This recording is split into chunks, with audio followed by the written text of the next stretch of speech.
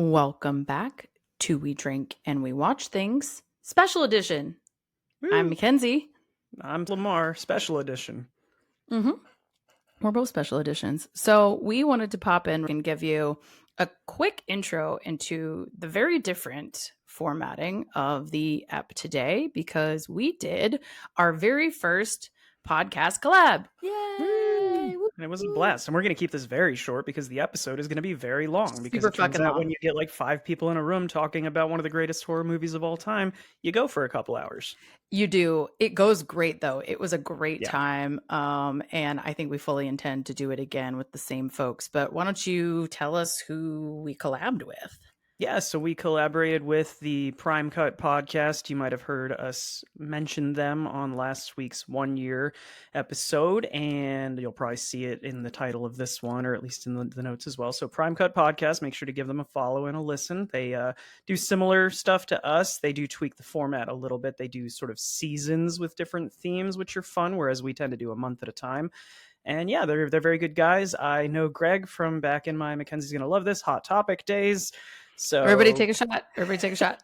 So Greg and I were both store managers with Hot Topic when I first moved to Austin. We've been, buddies for about a decade now. And turns out he started a podcast around the same time we did. And we went on there and had a great time. Yeah, it was really fun. I did not know Greg. I didn't know Joe. I did not know the pod team. Also Marc, I think on their team is their producer, who's awesome.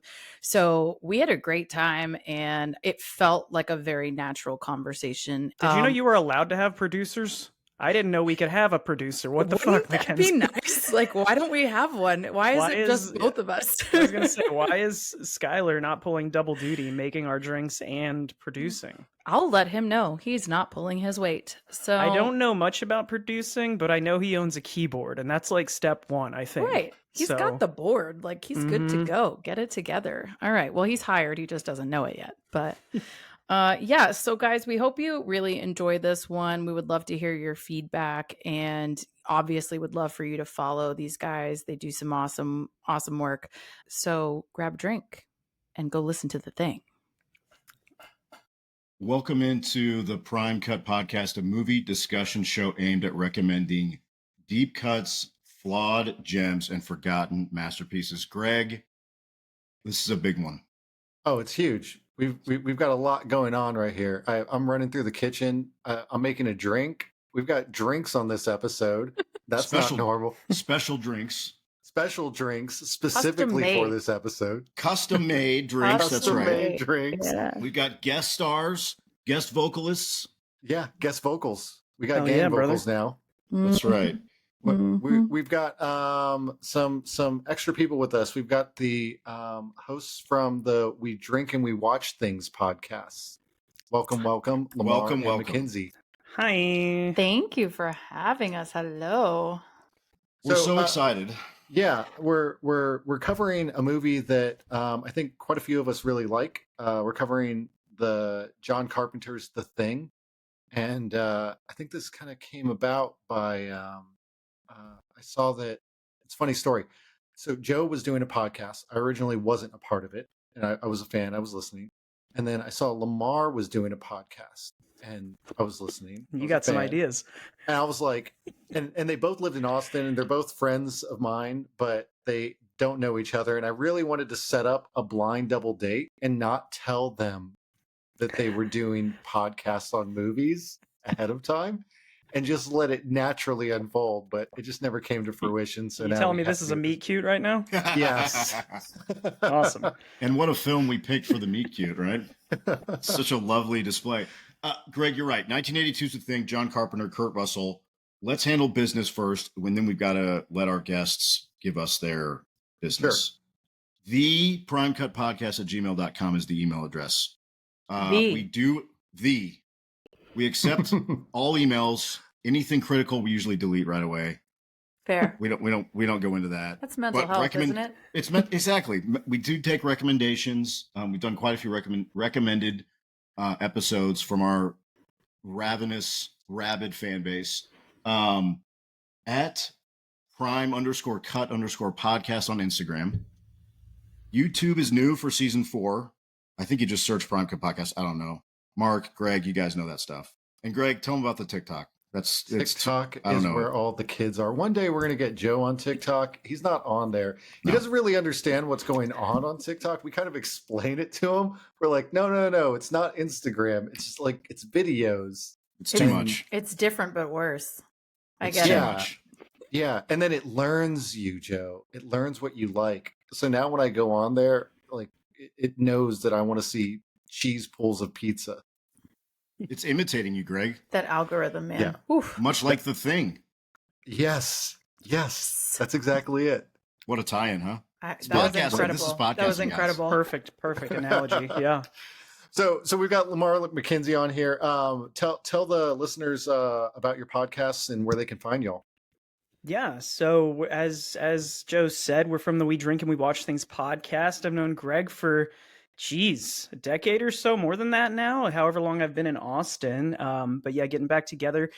And we do, similar to what you guys do. I've listened to a couple of your episodes, and we talk films as well. And we also do some cocktails, which Mackenzie will get to in a second. But, after listening, I found that we kind of do the same thing you guys do, just a little worse. So listeners, if you're Speak for thinking, man, I yourself, like sir." these two guys, I'd like more of that, just kind of worse, come listen to us. It's all equally good. Well, not equally good, less good, but you get my point. Equally less good. Equally less good. I think it's all in the pod name. Let's be honest. It's called We Drink and We Watch Things. That's what happens. That is what we do, all encompassing. And yeah, I don't know. That could be as good or worse. We'll see. Tune in, Yeah. find out. Well, And you can find us at We Drink and We Watch Things on Gmail. Jesus Christ, this drink is hitting. I'm 2 sips deep, and this wow. You can Listen, find us we on do drinks Instagram hard and here, yeah. TikTok. You would think my tolerance would be up after a year of doing this podcast. It is No, not. You're still a bebe. Yeah. You can find us on Instagram, on TikTok. You can email us at wedrinkandwewatchthingspod@gmail.com. All that good stuff. We also try to post our cocktails, which is kind of fun. So if you like the recipe that you hear, sounds good to you, you can make it at home. Indeed. what drinks do we have going on today, Mackenzie? Okay, so here's the deal, guys. We wanted to do a special edition, not only for this film, but for our first guest appearance on another podcast, which I feel the need to call out. This is our first collab, so thank you so much for having us. We actually made 3 technically, but it feels like people opted into the ones that they liked. And the first one is Winter is Coming, which we feel like maybe we don't have to explain the reference, but we drink and we watch things, or it's an homage a little bit to Game of Thrones, if you didn't already know. But also in this film, there's a little bit of a throwaway line about winter is coming, kind of. So we wanted to do a little bit of that here. That is 1.5 ounces of Stoli vodka. We had a 1/2 ounce of Campari, 1/2 ounce of maraschino liqueur. We did Luxardo. You can do whatever you want. Also, 1/2 ounce of lemon juice.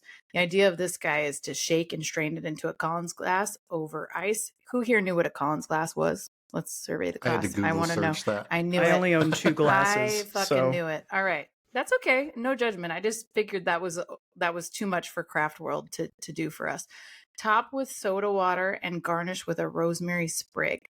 Take a match to the rosemary if you want to have some fun with it. Who took a match? There it is. There it is, Greg. It's like He's watching a committed. cooking show. Do I just throw this in now? Yeah, just commit to the bit, man. You got it. Oh, okay. You You got There we swallow go. that and then you chase it with the drink. Who doesn't just- like I'm supposed to fire with their Chew on the cocktails? rosemary. Yeah. Yeah. And we got 100%. flamethrowers all over this movie, so a perfect addition. Yes. Yeah. Yes, I love that. Okay, so next up, who made the blood test? Raise your hand. Who did? Joe, you made a blood test, right? Blood Lemar? test, I did baby. a blood test. Yeah. Who- okay. It's getting really gross now. Oh, Looking. It tastes yours great, but it looks looks terrible, much Lemar. gross. Why It used- doesn't it was- yours it look as good started- as Joe's? It started Yours red looks up here and kind of great. yellowish here, and now it's merged into this ugly. It looks I don't like know what oatmeal. color this is. Wow, Yeah, wow, Joe, wow. go ahead and give us a Doesn't taste close up like of that one. I was going to Go say, ahead, Joe, go can real you close focus up. on There yours we because go. yours is better? Yeah. Sure. There you Delicious. go. Is that a- Beautiful. Viewers on YouTube, look at how No, delicious. Don't look at Lamar's. He did it wrong, a is what I bullet? can tell you.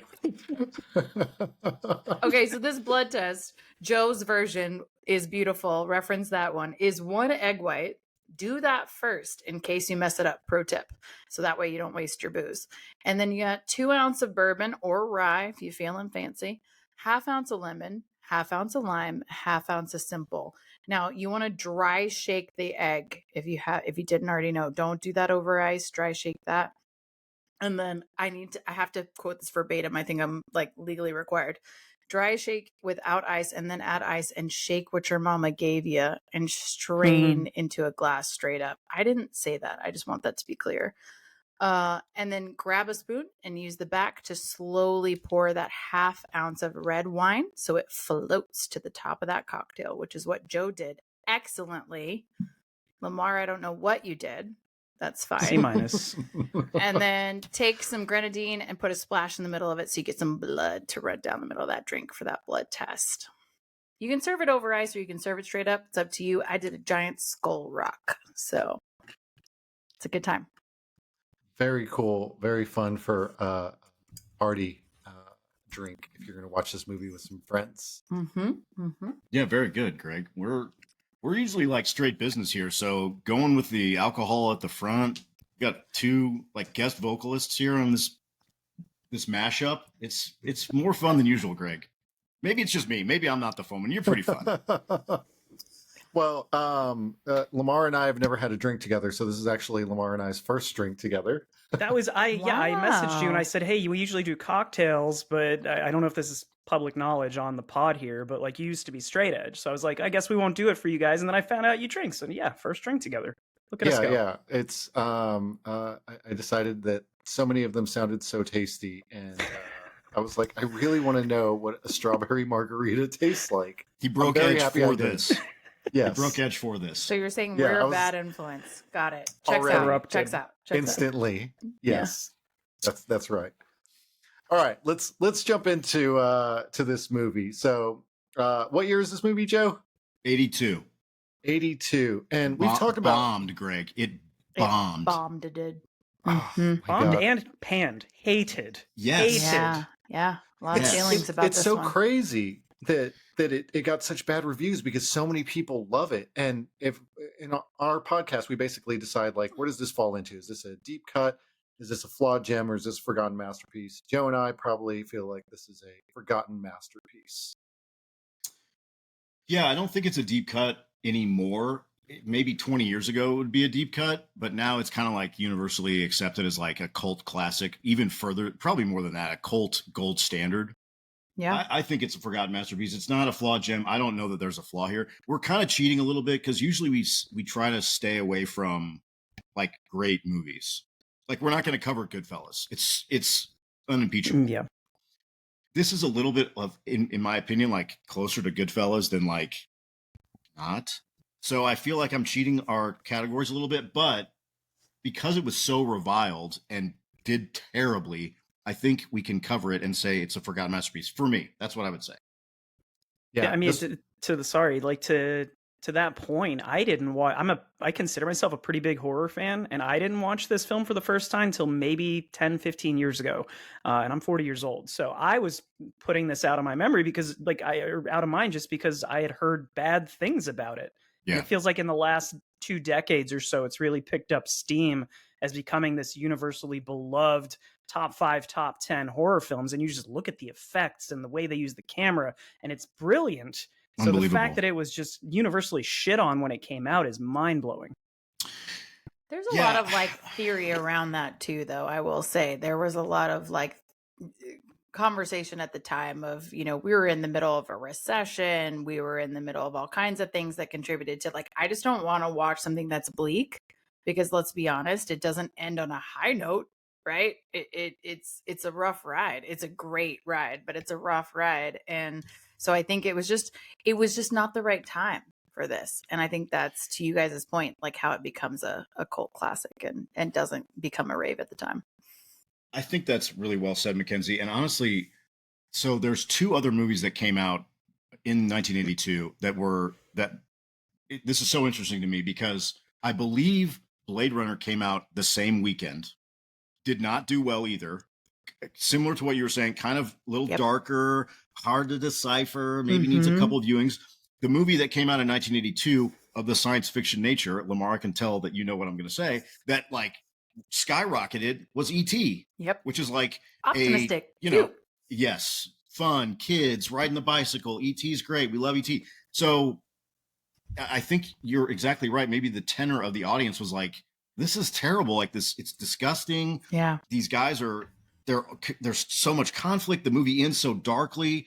And now you watch, you're like, this is fucking incredible. Yeah. So I don't know. Greg, what's your first experience with this movie? Are you like a longtime fan? Yeah, I remember watching it when I was younger, and I loved it then. And I hadn't seen it probably in over 20 years, if I'm being honest. I just remember I liked it. And so I watched it again this past weekend, and it was awesome. The special effects were so cool. It makes me love the practical special effects versus the CGI. Like, I don't want to see CGI in movies anymore. I want to see practical stuff like this. It does make John you miss Carpenter's that. amazing at it. Yeah. So good. And he makes all of his monsters extra slimy with jelly blood. Mm-hmm. Mm-hmm. So That's much jelly like blood. The So much. little things that he does in this, from sometimes he's using animatronics, and sometimes he's using these things that are just laying there. There's just models, right? The little thing with the two faces that's laid out on the autopsy table, and he just slathers that lube on top of them to give that sheen. And he's doing these close-ups to gross you out, but other times he's using live things. And just the mishmash of different methods he uses here. Incredible. Yeah, and I think for me the even if I can tell that this is not as digitally constructed as it would be if this came out today. And the one scene that jumped out to me when I watch this movie like every other year. I love it. When McCready and the doc go and they go to the Norwegian camp and they find the huge hole where the ship was. Yeah. You can tell that they're looking. There's like a shot of them standing at the rim of this, abyss, basically. And then it flips to their perspective, and you can tell that it's an artist rendering, like it's a painting. Mm-hmm. And in the trivia, I found that it was like a matte painting. And you're like, okay, that's a painting, but it looks awesome. And I would much rather see that than like some schlocky, like bad 3D DC comics, like a bad wash of CGI. I'm okay with knowing that it's not perfect if it's practical, because it just makes it, I appreciate it more. I don't know. Maybe I'm a snob, but that makes a big difference for me. I don't know. You can be a snob and that can be true. It's like two things can be true. Good call. Good call. I'm a snob. Did you guys see the thing that came out in 2010 or whatever that was? No. There's a remake, right? I never saw it. Did you? It's a prequel. Yeah, so it's actually a prequel, which you don't. I think you do find that out pretty early in the movie of like, oh, we're at the Norwegian base that leads into this, and I liked how it tied into it by the end of it.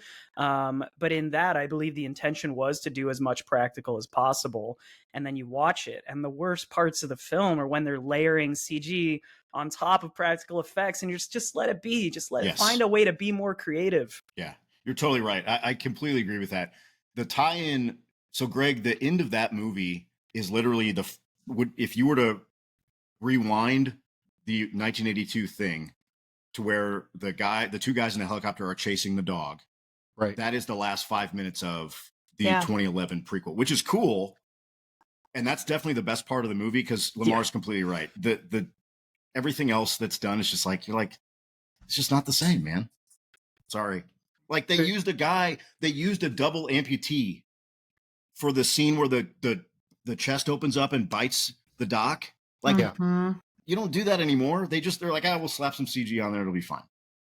And you can kind of tell, like, that's CG. Right. It's so lame. You can tell. You can feel it. Yeah. I'm of that camp that's like, you should cast people who fit the roles. This guy doesn't have arms. Cast somebody that doesn't have arms. Here. Can he act? I don't care. Get him in. There that does not have two arms. I'm sure there's somebody. That's awesome. I agree. Practical. What about, okay, so I haven't seen the 2011 one. One of the things that I noticed in the 1982 version was, and this is, we have to at least spend a moment on this, is Kurt Russell's amazing locks of hair. Incredible hair. It's like, you Amazing start hair. the movie and you're like, God damn that hair. Okay, I had to look this up because I was like, that hair seems so good. That has to be a wig. No. And so I looked it up, and it's not. No, it's Of course his hair. not, dude. Do you not That's know his real Kurt hair. Russell? He's incredible hair. Like Tombstone, Yeah. he had incredible hair. Like he has great hair. He's a handsome man. Mackenzie, we covered Tombstone in season 3, and I'm one of the really things- upset one of that I the- wasn't here for that. You should just know. But We that's can fine. redo it. We can redo it. Lamar doesn't understand Westerns, so I need people to talk to about Westerns. It's not his Anytime vibe. you want to come on for a Western, we're down. Oh, sign me up. I've seen them all. Let's go. So, but the thing about the hair follicle, Kurt Russell world, the mustache is real in Tombstone. Yes, So- it is. Yes, it is. That's just So you're that's like- just genes. That's just genes. That's He right. has incredible genes, that man. Yeah. Glorious. Right. I read that he took a year. He read the script and was interested. I guess he was involved very early in some of like the production side of things before he was even cast. And he took a year to grow out his beard and his hair to make sure that it fit. Because it's ridiculously awesome. That's dedication. Yeah. You know. You know, I grew out the mustache because of that episode, and I You were shaved everything inspired. else. And you know, I was waiting for Joe to match me, and he No. just left me hanging. I can't. I don't have any hair in my head. This is all I got, dude. It's got to be this. We don't. All right, for the listeners, we don't actually know if Joe doesn't have hair on his head. I don't know Um, either. Joe started shaving his head when he was in his 20s unnecessarily. He just was like, I'm going to shave Just my head. committed to the I'm in- bit early It's on. a choice. Yeah. It's a choice. Yeah. And so he's never tried to grow his hair out. So for all we know, he could be bald and he's shaving unnecessarily. But maybe you have Kurt Russell hair. But maybe I he know has that I Kurt don't. Russell hair. I know that I don't. But you should, if they're ever going to remake the thing again, you should start growing it now, because then a year from now, you're That's ready, true. man. Just It's be true. ready. I feel yeah. like we're going to insert a photo right here of Joe with Kurt Russell hair.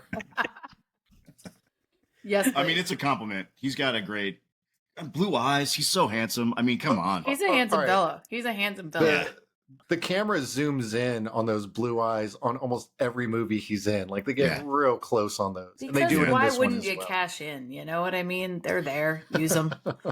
And he's just like, he's Carpenter's guy, especially in this era. Oh yeah. They've worked he together was twice hashtag already before this besties. movie. Yeah. Yeah. And, you know, it's just, we got to talk about his character. Let's talk about Kurt Russell. We're talking about, we're going to talk him. We'll talk Carpenter. Then we'll pick one of these kind of supporting actors. So Kurt Russell is, and we did this a little bit with Tombstone. We can rehash some of it because he's awesome. Child actor. What's the computer movie? The Disney movie? I'm looking for it. Let's I've see if seen I it. can find I've seen it as a kid. I remember him. My family was a big, like, early, like, old school Disney family. So, like, all of the Kurt Russell, like, The Dog Ate My Homework, Flubber, like, those old, like, 60s movies. Flubber. I love Yeah. a flubber. Yeah. And he's in, like, a bunch of those. Mm-hmm. He works with John Carpenter on the made-for-TV movie, this Elvis film, where he portrays Elvis. And then he gets, because of the Carpenter connection, he gets Escape from New York a year before this, which is, like, incredible. Probably should be covered, Greg. That movie's amazing. And so he's in the mix for this role. And it's really, this is like I feel like he's like one of the best. This character, McCready, is one of the best depictions of, I don't even want to say heroism, just like main character energy. Yeah. Where Main you character don't really syndrome know- for sure. Yeah. And you're not really sure that he's if the first time you watch this, you're like, I know He's Kurt not Russell. actually in charge. Like, but Exactly. he just is. He just is. Right. Right. He's the helicopter pilot. Yeah. Right. And he's like the most capable one. He's kind of the most logical one, even though there's like a biologist, you know, these guys are scientists, there's engineers in his crew, but he kind of rises to the top of being like the person to handle all this. And it's a little bit of an archetype that kind of starts here. And I feel like had we watched this when it came out, you would have had it's almost like a bigger impact because you don't know Kurt Russell. Now you know Kurt Russell, you're like, oh yeah, of course it's going to be Kurt Russell. Right. Mm-hmm. This is one of his best performances for me, I think. Can we talk about the hat that he wears as well? Yes. That is excessive and The sombrero? maybe his only flaw, to be honest. But it's it's a lot. The hat is a lot. But it's a sombrero, but he flips it on the He front. flips it up, He flips it on the back. which is like a Wedo move. So like I get it, but I mean, he flips it on the sides. They call that a sombrero. Sombrero, exactly. Yeah. It seems unnecessary. Like, why does he have to? Every time he gets in the chopper to fly, he puts on the sombrero. Like, why? Why does he do that? Yeah, it doesn't seem like it would help anything. I gotta say, I like his snow goggles too. Like with those seem too. practical. I thought the shaded ones though, right? Like I didn't like his clear one, but his shaded ones, I was like, no. Do me a pair of those. Like, yeah, I agree with you. Totally. Keeping the sun out of your eyes. There's great menswear in this movie. And one thing that we got to, aside from the menswear, don't we do need to. Some of us would wear it also. Here's the thing, Mackenzie. You're leading me to my point that sometimes is a Prime Cut podcast problem, which is there's not a single woman in this cast. But that says a lot. It'll humble you. It'll humble you. Also, that's why, a bunch of men together are real stupid. Love y'all, but y'all need a woman in the room. I'm just saying, like there's some lack of logic happening here. There's some like silly choices that are made. And I have multiple points in my notes where I'm like, you know what? If a woman was here right now, this would not have happened.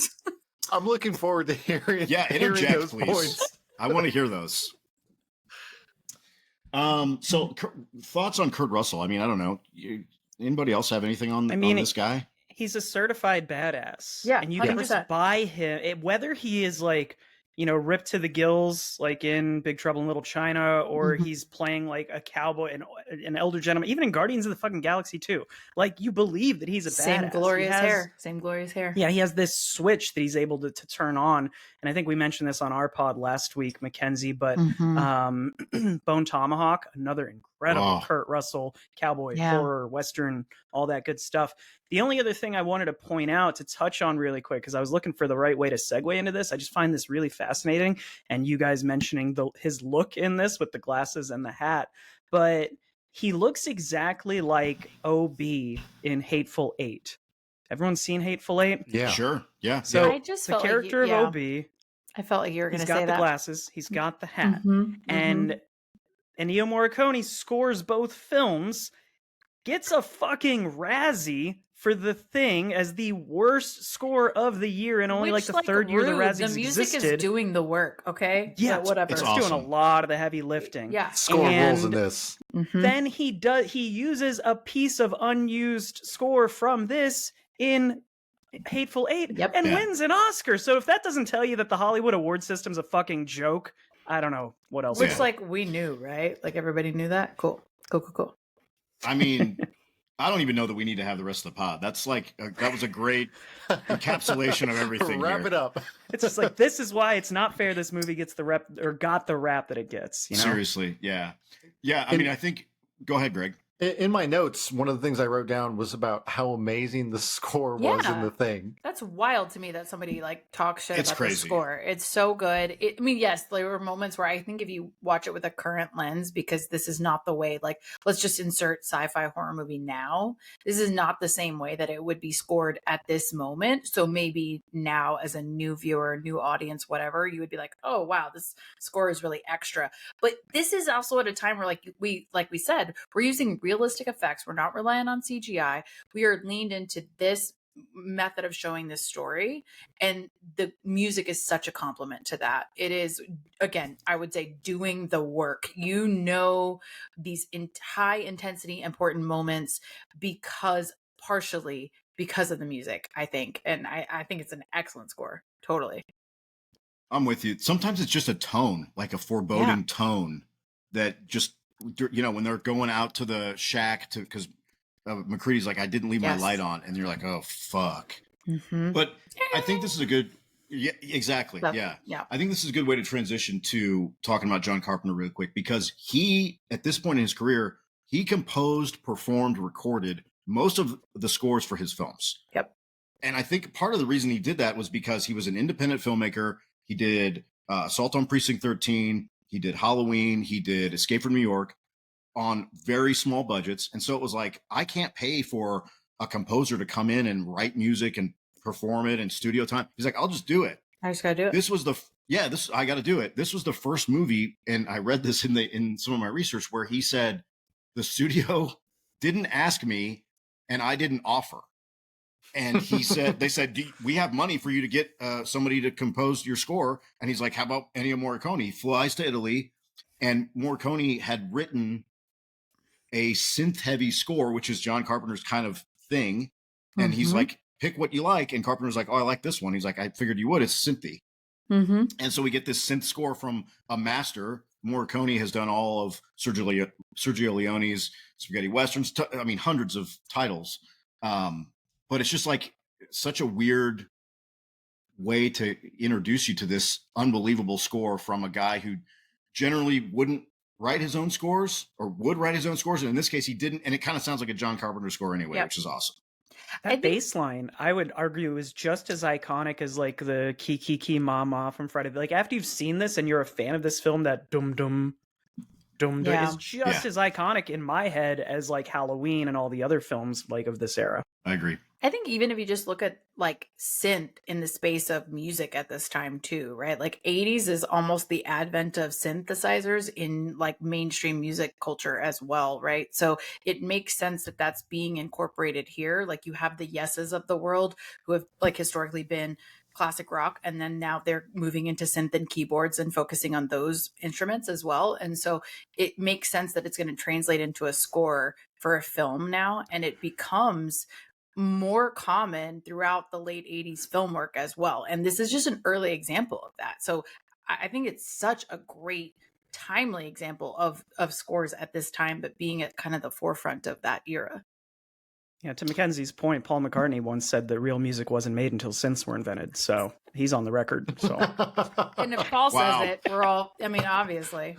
He's a knight. It's true. Sir Paul to you. Yeah. Sir Paul. We got a McCartney shout out. We got a Yes shout out. We're really this is stretching it here. A deep cut ep for you guys. So you're welcome. We're here. Some newer movies have even like gone back to try and imitate that kind of score and capture that. You think about Stranger Things, obviously. Yes. But then the one that always comes to mind for me is It Follows. If y'all have seen that. Oh yeah. That one is that the score on that one was like one of the big things that was talked about because it felt so 80s in that one. And so they were doing something right there. Listen, the 80s didn't give us as many things as we would like, but there are some fun things, including synthesizers. Just saying. And cocaine. Lots of cocaine. And that. Yeah. Carpenter here, I feel like he's an 80s guy. His best work is the 80s. I love Carpenter, one of my favorite directors.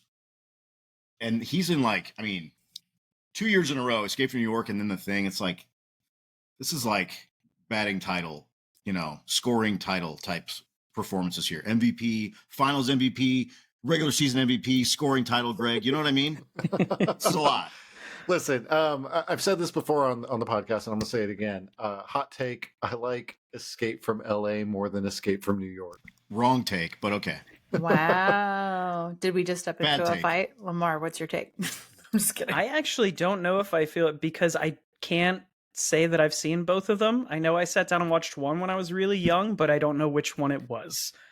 I'm just going to be totally transparent. I'm not going to sit here and bullshit. Through the city on a surfboard. That doesn't sound familiar. Is that the one you like? Escape from New York. That's the one I like. Of course it is. I like when he surfs, and that's LA.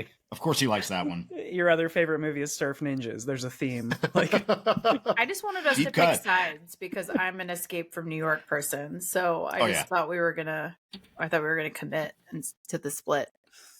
Escape from New York is a masterpiece. Obvi. Yes. Yeah. Well, agree to disagree. All right. We're going to move on, Greg. Let's talk about some of the supporting actors. Let's talk about some diabetes. Yeah. Diabetes. Yeah. Here we go. Yeah. Our guy. Old Wilford. Was this his first? No. Is this his first? I think, hold on. I think it's his first screen appearance. I think you might be right. I think I looked it up, and I think it might be his first movie as well. I'm trying to pull it up right now. No, he's got a lot of stuff he was in. He was in a lot of The old Natural movies. is around this time, but I don't remember which one came first. So it's possible. The Natural's 2 years after this. Okay, The Natural's 84 then. Okay. I love him in The Natural too, though. So I remember him from Cocoon. He's the same guy, by the way, in this. Oh, In I everything. also remember him for Cocoon. But yes, like, yeah, he's the same guy in all of them. I also loved him in The Natural. The Firm is one that Can we talk about how y'all saw Cocoon? Like, what? Nobody's seen Cocoon except me and my mom, I think. That's Cocoon's impressive. a classic. I feel like it was is. on TV all the time in the 80s. Did you have cable? Because maybe that's the difference between our lives. Well, all right. I feel So, like. all right. I'm gonna out myself right here. So, I grew up in the hood, and we had a way to get cable. Did you And steal that way cable? Was that if one person in the hood had cable, Just run the everybody had cord. cable. Yeah. Oh, I know. We had the cord running through the trees. That's commitment. Yeah. That's commitment. Yeah, that's what happens when you grow up in the projects. Well, I grew up in a rural hood is the difference, I think, and like nobody had cable out there, right? We just had an antenna, so there was a lot of Matlock reruns. You know what I mean? It is. What it is. That's I can relate to some Matlock. Word up. I don't know if they call that the rural hood, Mackenzie. I think that's just called the sticks. You lived in the sticks. I mean, I lived in the Austin version of the sticks. I should clarify this, right? Like the burbs. Yeah, would we call it that? Yeah. Well, sidebar. But I was gonna be surprised if this was Wilford Brimley's first role, because he nails it. I mean, when he's going bonkers and like taking an axe to all the equipment, freaking out, kills that, and then I love the part where Childs is like, "Come on, you don't want to hurt anybody." Immediately takes a shot at him. I'll kill you. That's so good. But also, can we talk really quickly while we're already there, because it's definitely in my notes, is like the aggressive, ridiculous shooting that was of this era in films at this time, of just like, I'm not aiming, I'm just holding it at my waist, at waist level. This is not at all a way to aim a gun, but I'm gonna hold it at waist level and just shoot, flailing around. Like, it just I'm like, how did he hit anything? He barely hit one guy's leg, and how many shots did he fire? Like, this is not an effective way to aim. It was hilarious to me, though. It's very much like a Western thing to me. It's very like Western. Old Western movies, I feel like, have the same style, the tactics. Lemar, you're right. When he's like, that thing wanted to be us, I was fucking laughing. Yes. The other thing that we have to talk about briefly, he's 48 years old in this movie. And he looks like he's 1,000. Yeah, he does. I mean, I'm 41. Greg, you're 41. But I don't know that I'd have to do the math on that one, but I'm in the ballpark. This is Lemar, the you second mentioned time you're today 40. I've been I'm wondering 40. my own age, and I'm 35, but I figured that out today. So, but yeah, I mean, he looks far older than any of us, like times 3. But you know what I mean? Like, insulin just got affordable like this year, so this dude was living with that. Like, he's stressed as hell at this point in his life. Yeah. Yeah, things are rough for him, and you can tell. You can tell. The thing is, I think ahead, most Greg. people recognize him from the diabetes commercial. 100%. That's like where he's like, of all the things he's done. Like, I pulled up his IMDb here, and That I mean, was like result 1, diabetes. Known he's got for like diabetes commercial. he's been in so many movies. So many but movies. The thing that he's most known for is diabetes. But his first credited movie is, he is in TV as early as like 69, 75, blah, blah, blah. But his first credited movie was 79. The China Syndrome. Did anybody see that? Yeah, it's awesome. Jane Fonda, Jack Lemmon. It's really good.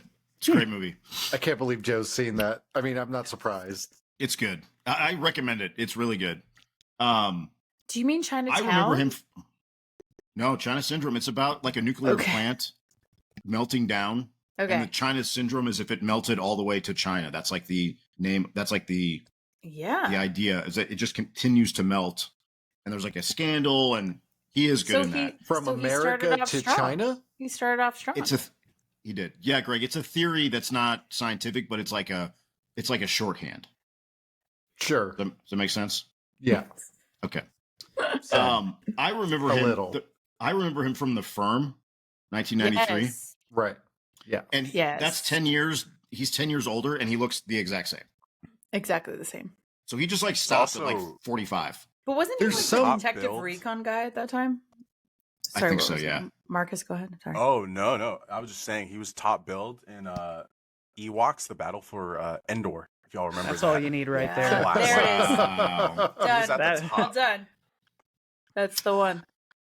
There's some actors though that just look really old in everything they're in.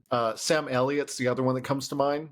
Yeah. Like that dude has been the same Yes. age in everything. But I'm like, glorious, beautiful, handsome age. You know what I mean? There's just walking glory, Sam Elliott. with that giant push broom of a that mustache. fucking mustache, that voice. Give it to me. I love him. All right, Mackenzie's got a thing for Sam I have Elliott. a hard crush on Sam Elliott. If that was not clear, like I have a. We'll dive deeper into this back on our podcast, Yeah, trying to we drive will. more traffic. 'Cause I got I questions. have a mad crush on Sam Elliott. If that wasn't clear. Well, I don't know how we pivot to the movie. Let's we're distracted now. Let's talk about Keith David for a second, because he's also the other big star in this. Yeah, Keith David's the man. Voice of an he- angel. Yes. His voice is probably the thing that he's most known for. That's what he's most iconic for. It's like it's a very deep voice. Beautiful it's very voice. Powerful and commanding, if you will. Mm-hmm. This is his first film appearance. Really? Is it? Yes. Wow. He was a theater actor prior to this. That's why his This is voice his is so first solid. They train you this up is his- good. Yeah. He plays Childs, who is probably the second most capable guy, I would say, for the most part. Like if They make good foils to each other. Yeah, They they do. do. They do. But we have to talk I'm look- about. Can we talk like briefly about the like racist aspect of that? Of Sure. like, I mean, like I just don't want to. I don't want to like not mention it. I think this movie is definitely a product of its time. But Child's You're talking about how they keep calling the Norwegian guys Swedish? It's fucked up, right? obviously super fucked up. It's fucked up. Yeah, It's real fucked super up. inappropriate to call those white people other white people for sure. Yeah, no, I don't. No, All you white people look the same. all you fucking white people look the same. No, I just think like again to your point, just as capable, seems like has his shit together. But he's black, you know, and like there's a very different energy between the black people in the film, and there's a different energy between the white people in the film. And I just want to call it for what it is. It's a great movie, but I think it's noticeable. I noticed it a couple of times on rewatch of like, you know who's tied up? The black guys. You know who's like hasn't been blood tested yet but is not tied up? The white guy. You know what I mean? So like we can't Fair. totally ignore that, I think, on rewatch, and it's a little problematic because he is a strong voice character capable guy, to your point, and it's like, why isn't he leading the pack? I don't know. I just noticed it. I noticed it. You know what, Mackenzie? The scene when Gary gives up his sidearm, and he's like, "Oh, maybe you guys would be comfortable with somebody else," and Kurt they takes all it. go for the gun. Kurt takes it, and he's like, "It should be someone with a More even tempered. Cooler head or Cooler even head, yeah. And I do think, to your point, I reflected on that when I was watching today. I was like, I didn't really think that Childs was like doing He anything hadn't other done than anything to this point that was like yeah. super out of the ordinary. I mean, Yeah. he didn't do anything that was like, oh, that guy's got a hot temper. He's going to fly off the handle. Right. And So what we're saying is Kurt Russell's racist. Kurt Russell's a racist bitch. Yeah, that you guy. heard it here first. Yep. canceled. We're gonna go ahead and cancel Kurt Russell. He's got It's beautiful official. hair, but he's His hair. canceled. We're not canceling his hair. We're just canceling him. It's fine. Keith David is in so many awesome movies, and they're all very prime cut. Greg, Platoon, Yeah. Braddock, Mission in Action 3, Chuck Norris. Love that. They Live, of course. They Live. Come on. Yep. Men at Work, Marked for Death. Just the names are great. The Last Outlaw, Quick and the Dead, Clockers, Dead Presidents, Eye for an Eye. Oh my God. I'm just now in the early 90s. This guy rules. He's You're also making me think he doesn't even read the script. He just looks at the title like, and he's like, that yep. sounds awesome. We're doing He's that. like, is that a Executive good title? target? I'll Yes, do it. no, done. Yeah, 100%. He also is he lends his voice to Adventure Time. He's the Flame King. I don't know who that is. Well, you need to watch some Adventure Time. That's all I'm saying. He's the Flame president King? in Rick and Morty. That's He's right. like the president. Okay, he also can I plays like the confess giraffe something in one of here? the episodes. Uh-oh. Go on. I've Oh, never geez. seen Rick and Morty, like not a little Oh, bit. geez, And Mackenzie. Lemar, no, I know. I'm ready. You can hit me. It's fine. But Lemar mentions it on the pod on the reg, and I just slide past it if he's never noticed. I'm like, Wow. yeah, okay, whatever, cool. Never watched. I mean, I've seen like clips of Rick and Morty. I've seen like gifs of Rick and Morty. I've never actually watched it, and now I feel You- like I'm missing You're coming important. to the Prime Cut podcast to unbound yourself of Confessional. This is this. a confessional. Y'all didn't know? That's what Yeah. this is. Yep. Yep. Well, I'm There's gonna anything watch. out I'm now. gonna watch Cocoon, and I'm gonna watch The Escape from LA's in New York's, and you're gonna go watch some Rick and Morty. Okay, There we can you go. watch some westerns though? Because that's also on the list. No, I'm good. Wait, Bone hold Tomahawk. on. I need to touch on that real quick. So, Lemar, you don't watch any westerns? It's not that I don't watch. I've I will been watch them. I lobbying just him do on this not. for a while. Mackenzie loves the Magnificent Seven, the new Oh, one too, and I Mackenzie. just didn't enjoy it. Seven Samurai, Magnificent Seven, the new Magnificent Seven. Like, show some respect, and he won't watch a single one of them. I'm like, No, I watched the new one. Didn't enjoy. but you didn't What watch about- the OG. What about spaghetti westerns?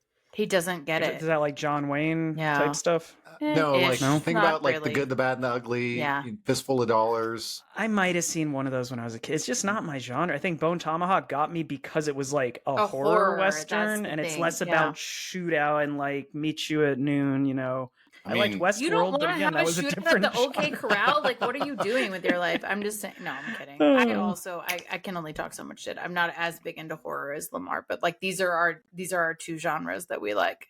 We struggle with. I'll talk Magnificent Seven all day. Yeah, So- Joe, we'll sidebar about this later. That sounds good. Anytime. Westworld. My buddy Nate was one of the scientists in that show. Really? Yeah, That's cool. He was Asian, so I think that's why he got the role. That's what he said. You were like like, reverse this was an racism. That's affirmative. awesome. This was an affirmative Yeah. action casting, is what you just said. Got it. Yeah, they're like, listen, if we're gonna have a scientist, he needs to be Asian because Asians are really my smart. Listen, they are, but yikes. No Asians in this movie. No women in this movie. Kurt Russell's That's racist. intentional, though. I think Yeah. this, not that it becomes a different movie, but to Mackenzie's point, like not having a woman in the mix, I do think that would lead Things to would go potentially. differently, is what I Yeah. would say. It would give you the opportunity to explore some other storylines, but I think it might end up being something that John Carpenter doesn't want. He just wants a bunch of masculinity, guys that don't trust each other, no logic to be had. You know, I think that Has anybody if- Googled his personal life? Does he have a healthy relationships with women? I don't JC? know. Yeah. Oh yeah. Oh yeah. Joe says that with the utmost confidence. No, that he was like, obviously, I've done a deep dive on his personal He life. called him JC. He's We're good. just calling him JC. It's Yeah. crazy. That personal relationship, though. Okay. Absolutely most people wild. that's Jesus Christ, but you No, go no, John no, no. Carpenter. That's No. interesting. Our Lord and Savior John I Carpenter. was going to say that is his Jesus Christ. You're right. That's right. Oh. So All right. Let's we've kind of danced around some of the supporting actors. Let's jump into some of the meat and potatoes of this movie. How about yeah. that? Yeah, I mean, I think Lemar brings up the paranoia, the distrust, which is really the more you watch this movie or the more times you've seen it, I think that's the main That is. Yeah. thrust. That's for me. That's the thrust of the movie. Yeah. But I guess we can start with Oh, The I got to movie. say this. Yeah. Yeah. So, for anyone that hasn't seen this, there's this website that you should check out called, and I use it frequently, or sometimes I'll just text Joe this. The website's called doesthedogdie.com. Do not. Mackenzie, you've got that I bookmarked, right? absolutely have that bookmark. I'm so glad you Yeah. brought that up because I was very It's upset about the dog. problematic. I can't. I'm so stressed out when there's a dog involved. I'm like, I'm just waiting for them to kill the dog, and I need you to Yes. not. Okay, it's Yeah, just so fucking rude. if I see a dog in a movie, I have to look up, does the dog die? Yes. And so, fair warning, some dogs, there's multiple dogs in this. Some dogs do die, but some of them are not maybe dogs. I Some don't of them are know. the thing, you know what I mean? But also, definitely some fucking dogs die, and I don't love Yes. it, especially on rewatch. Yeah, I'm really it's upset about terrible. it. Yeah. I'm glad we got in front of this. I actually was going to lead with that because He was There- like, I was the going to open 80s it on a high note and talk about the dogs dying. yeah, the 80s were a time where it was okay to hurt dogs. What was the movie? The horror movie, Hills Have Eyes. Cujo? Yeah. The original Cujo. Cujo too. Cujo. Those dogs apparently were having a blast. I was gonna say they were running some shit in those. I watched like those horror things every October on like Shudder or whatever, and they were back behind the scenes on Cujo. Apparently, they had to tape those dogs' tails down because they were wagging them because they were having a blast, like playing with the people. So sorry, that's a different movie, but I just wanted to share that. Well, look, I don't really think Cujo was to blame. I mean, the people were fucking with him. Really, what's he gonna do? I mean, at a That certain movie point, should be- you have the right to respond. You know, That movie should be Cujo side. we should reshoot the movie, kind of like the Wizard of Oz when they retell it from the Wicked Witch of the West Oh, version. Hell yeah! Yeah, Wicked. I have Wicked. So- I have that book if you want to borrow it, Lemar. Oh, but in that bookshelf back there. Yeah. But I want to see Cujo from the dog's perspective, and then we'll be like, yeah, bite that dude.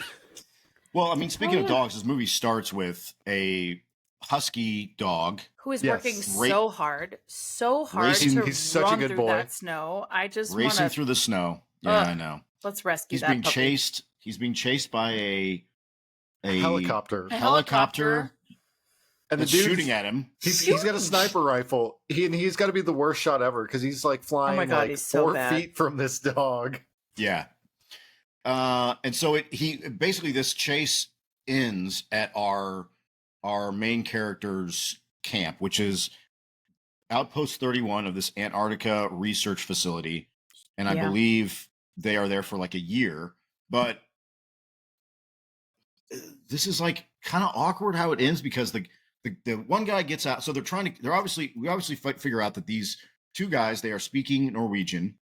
Yeah. And they are trying to shoot this dog. Hmm. They get to the camp. One guy dismounts. He's going after the dog. The other guy tries to throw a grenade, but he drops it. He blows himself up and the helicopter. Which, like, The wow. second guy, Wow. What which a is fuck right. up. What a fuck oh up. my God. The second guy is still shooting at the dog. He's also yelling in Norwegian. He takes a shot at the dog, misses, hits one of the members Yes. of our team, is subsequently shot and killed. And We got to talk about that for a second. I mean, you Yeah. know he's a So- scientist because he's just a really bad shot. You know, he just terrible Fair. shot. really bad at this. Like, they obviously don't have an HR department because they're just frivolously shooting and throwing grenades at each other. But No To consequences. take- yeah. yeah, no consequences. There's no paperwork needed to throw a grenade. That's all I'm saying. No OSHA Um, forms to fill out. Like, none of that. The 80s were wild.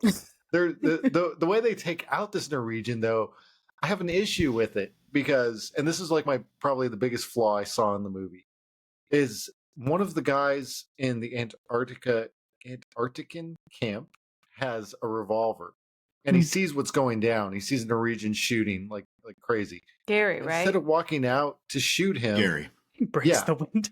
He The just Antarctic breaks face. the Open the window. window. And It's I've got 20 such an degrees issue with below this. zero. I'm gonna break a window. Cool. Yes. Like, So with bro, you. you're not getting So with another you. window till next year. Well, that's why You nobody do has not break confidence in windows. his leadership. You know what I mean? Like, this is why people don't trust him. Yeah, and it's also weird that he didn't go out to confront them. He let the unarmed scientists go out, and then he was like, "I'm going to stay inside." I have a theory for that, Joe. Okay, It's cold. Yeah, True. he didn't have his park on. You Solid know? theory. I mean, I think State that's your legit. I think that's legit.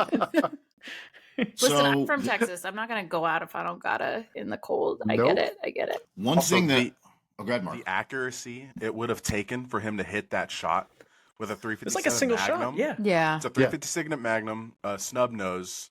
Yeah. You're not hitting that shot and hitting No. him in the eye. No. It's not happening. But also, if he Clean. did, Marcus, they should have never taken away his gun when push came to shove later. He needs the gun. He's the fucking excellent best shot here. Exactly. Very Yep. true.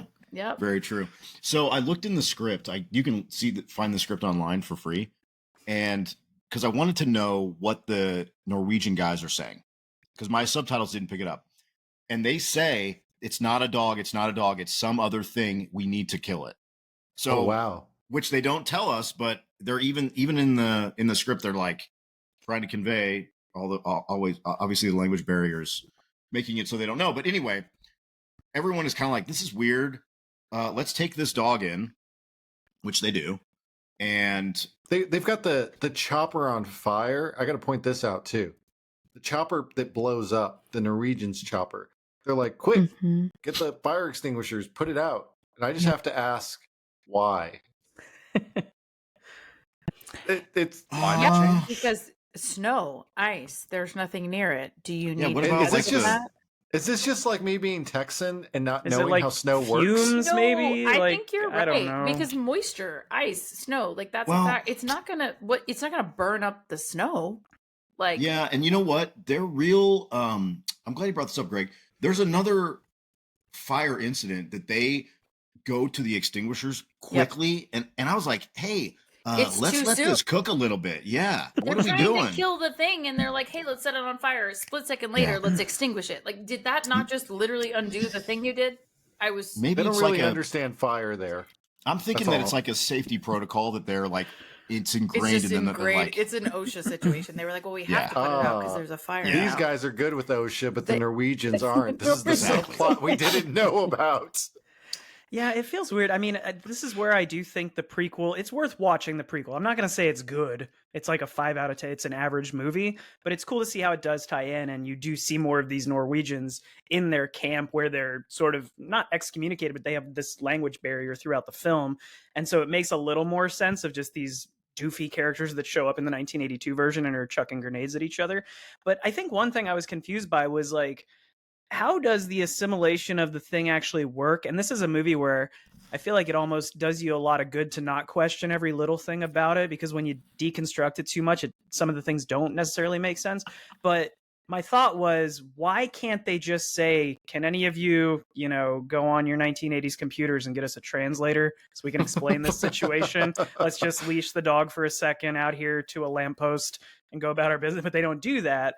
And I'm Yeah. like, but then my other thought was, well, if the dog, if it's like saliva gets into one of their mouths, is that enough to infect them? And that's why they're like, put him down, like, get away from him. I don't know. I think the assimilation thing we need to talk about, because it comes up later when the group starts getting assimilated, and you're like, okay, does it have to like bite him? Does it have to draw blood? Is it like a vampire situation? Is it like We never a get that system? answer. I was going to say, We do don't we get the feel answer. like that's ever really very clear? Because I don't. I don't think it is. I don't think it is. Yeah. Okay. The thing that I thought was wild here is that they immediately go to investigate the Norwegian camp.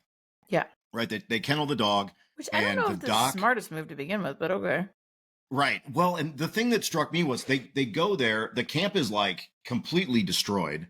It's burned. There's corpses everywhere. But they find this like weird amalgamation of a person, the Yep. two-headed like fused together, and they're like, Let's take it home. Number one, let's bring it back. Stupid homesies. Feels Number like- two, it's not that weird. Like nobody goes, hey, those are two heads together. What the fuck is this? No one says that. You never Which see to- anybody like jump back. Nobody's Right. like, "Oh my god, this is wild." They're just like, "You know what we should do? We should autopsy that bitch." And you're like, And I think I do think some of it is maybe because they are scientists who are on an excavation, like an Yeah. expedition. So they're looking for stuff like this, I guess. Because if it's me, I'm like, first of all, we're not taking that anywhere. And 0% do you guys not chance, yeah. see right that this is a human? These are human looking things that are fused together. This is not normal. What the fuck are we doing? But they're Yeah. like, all right, let's throw it in the copter, But like fly they're, it back. they're scientists, Joe. Like I half expected them to go like, bleh, and then taste it. Be like, yep, that's that's jelly blood. Right. And so I think we talked about how we got to talk about Jed, the dog. Did you guys read about Jed? Oh yeah, I love when I paused it. The dog's got a name. It's Yeah. Jed. because that's respectful. Okay, first Oh, of my all, bad. so He was they have fucking names awesome. too. Yeah, exactly. He's fucking Incredible working. actor. Incredible Yes. actor. Yes, And apparently they wanted Jed and Clark, who is the heavy set bearded guy, who's kind of like the dog guy, because they're Mhm. going to have a relationship. They had a relationship off screen. And so he was like responding to this actor. And that's why apparently the scene, which when you see this movie more than once and you see there's the dog, there's a shot down a hallway. It's very early in the movie. The dog comes out of the room Yeah. and is like slowly walking around, and he walks Mhm. towards the camera and he goes into it. If you've already seen the movie, you're like, oh, this is fucking creepy because I know what that dog is. That Yep. took 3 takes to get. Yeah. Whose room because of did he that go bond they into? had. Like Yeah, he was just 'cause- able to coach him. Because Yeah, Jed was so good. he's also Wow. a goddamn professional. Okay, this is the same dog from White Fang. Okay, like if y'all need somebody here to be the dog advocate, that's my job. Okay, this is a professional actor. He did some shit in White Fang that was so legit. I think he was in the sequel too.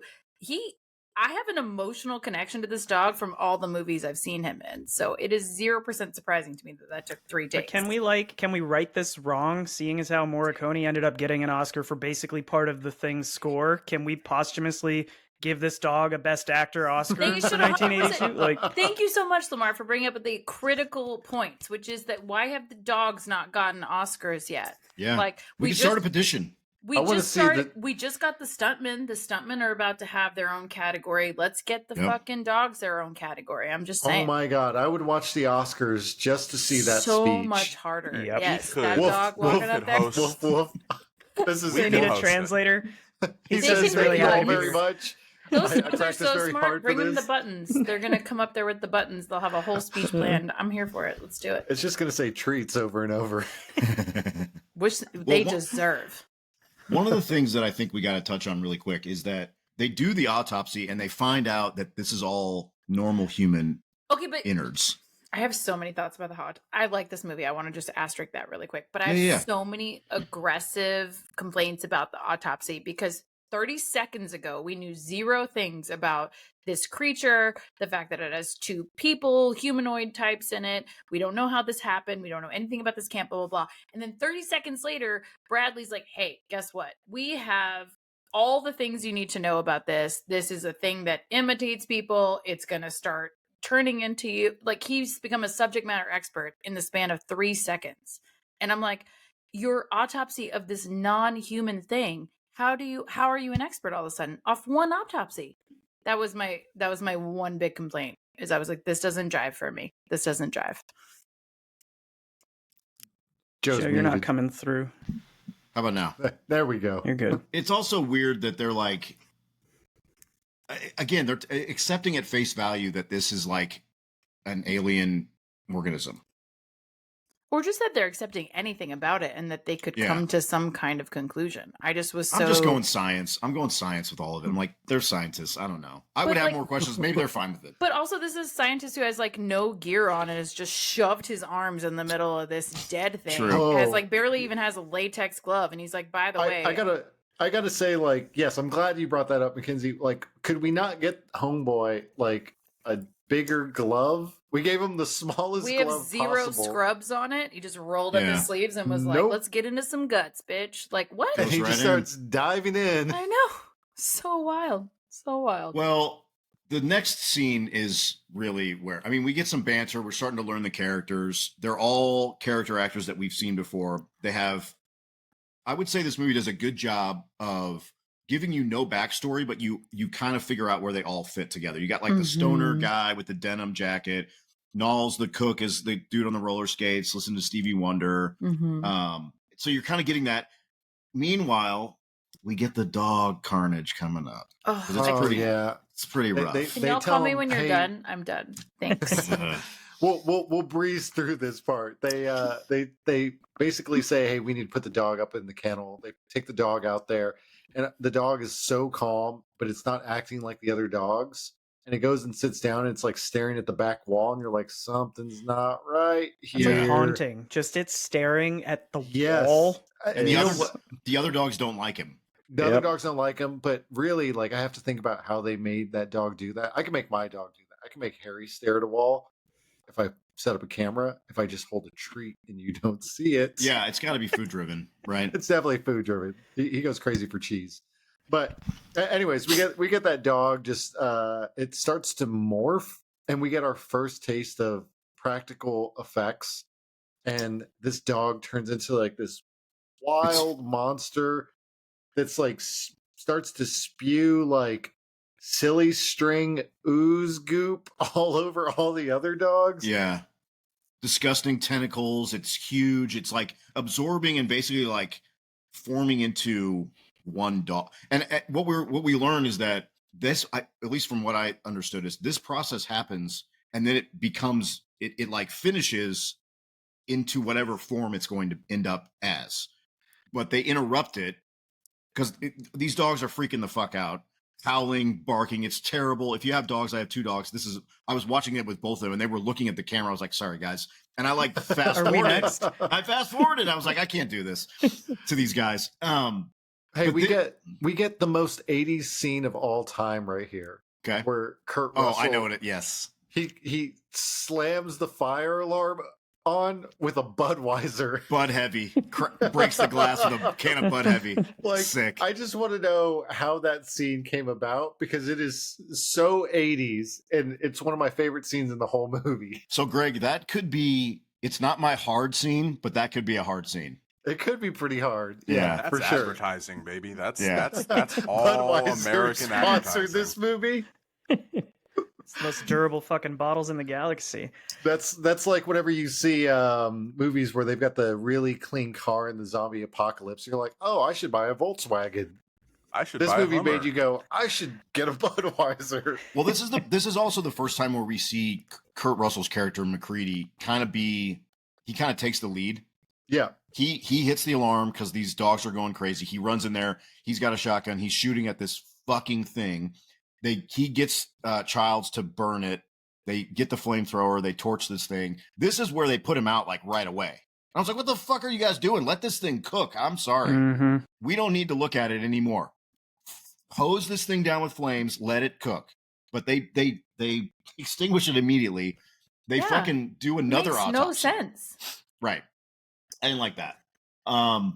Wilford Brimley does another autopsy, and this is where he's like, "Oh my god!" When he's like, "Oh, That is a solid Wilford Brimley. yeah." Wow, I'm he's impressed. really.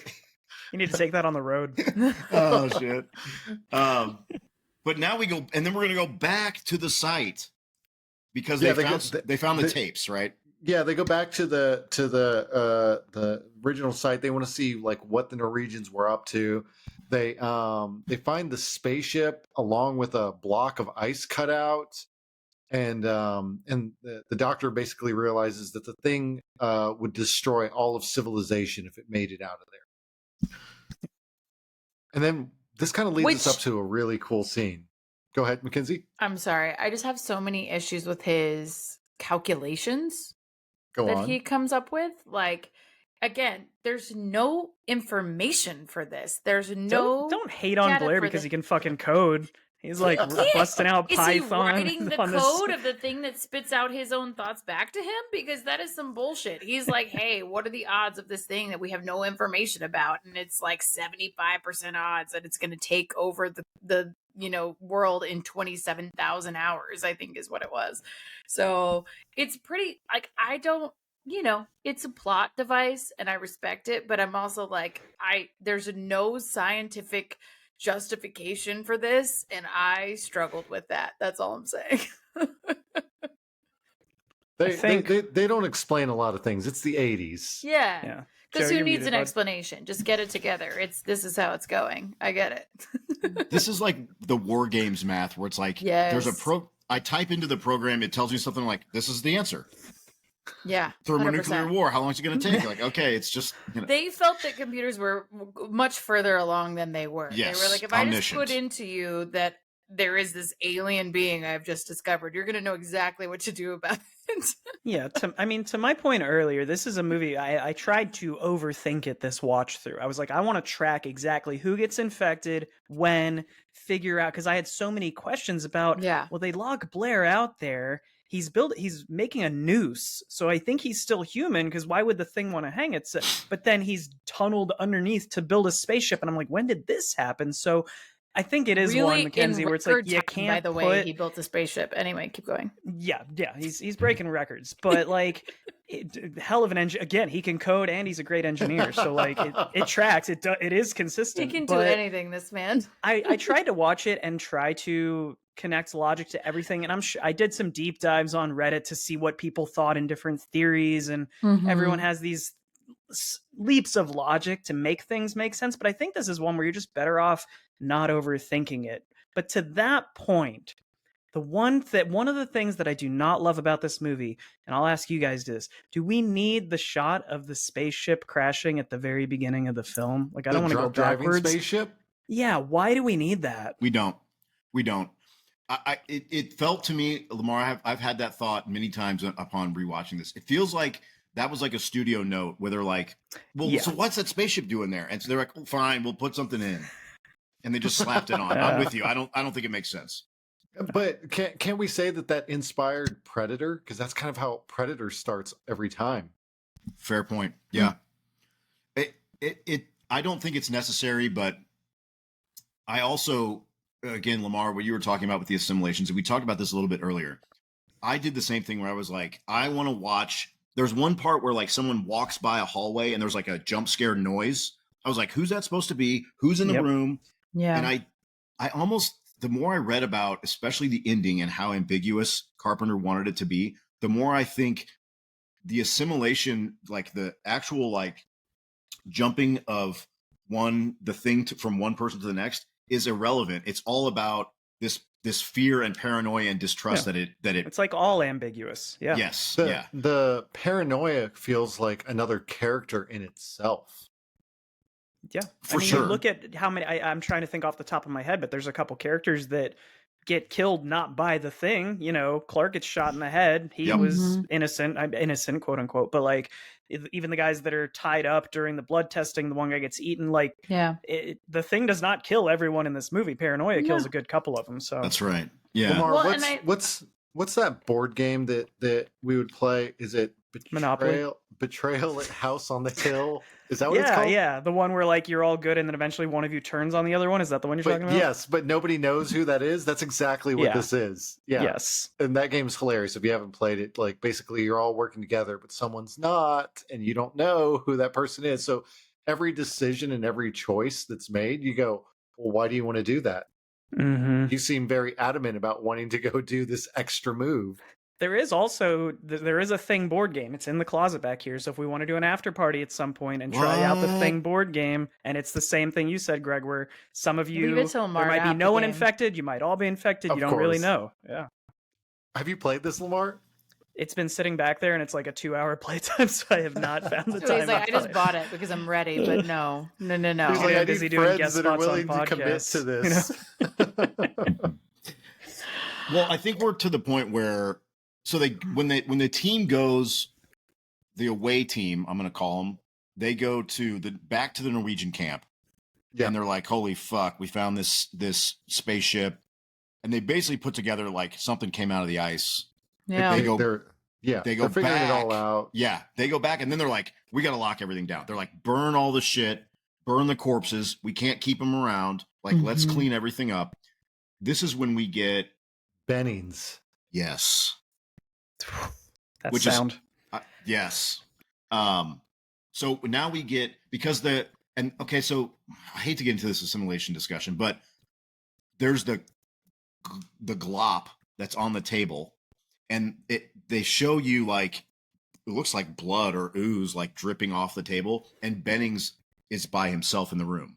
Well, I had to laugh this time because he was leaned over presenting his butthole directly to the alien tentacle dripping off the table. And I was like, he's just asking to be assimilated right now. Yeah. So emphasis on the ass, you know?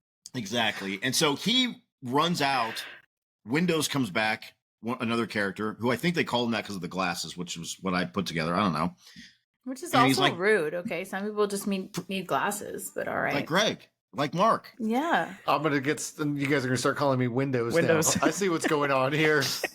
But this is like a pretty freaky scene because they all converge on him outside, and he looks like Bennings. He looks like Bennings until you see his hands. The camera turns around the edge and you see his hands. And he's never lie, you know. He does that scream. Yeah, he's not fully transformed yet. He's not fully imitating Bennings, and so he still has his telltales. Basically, we get a pretty badass scene here where hard, Greg. I think this is your scene where you're like, scene. This is like the hard scene Joe's for you. like, Yeah, we're use like, the word correctly, sir. Hard. It's hard. This, I think, takes the bar for the movie and just bumps it because it's just balls to the wall after this. And just the Yeah. use Yes. of sound throughout this Solid is up level. incredible. Mhm. But this is the one moment I think everyone remembers of just this is a creature that is trying to learn to imitate a human. So that's why it makes this horrific noise. And you see that throughout the rest of the film when it's, you know, the giant creature trying to make dog noises. It's not doing it to be scary. It's doing it because it's trying to perfect this sound.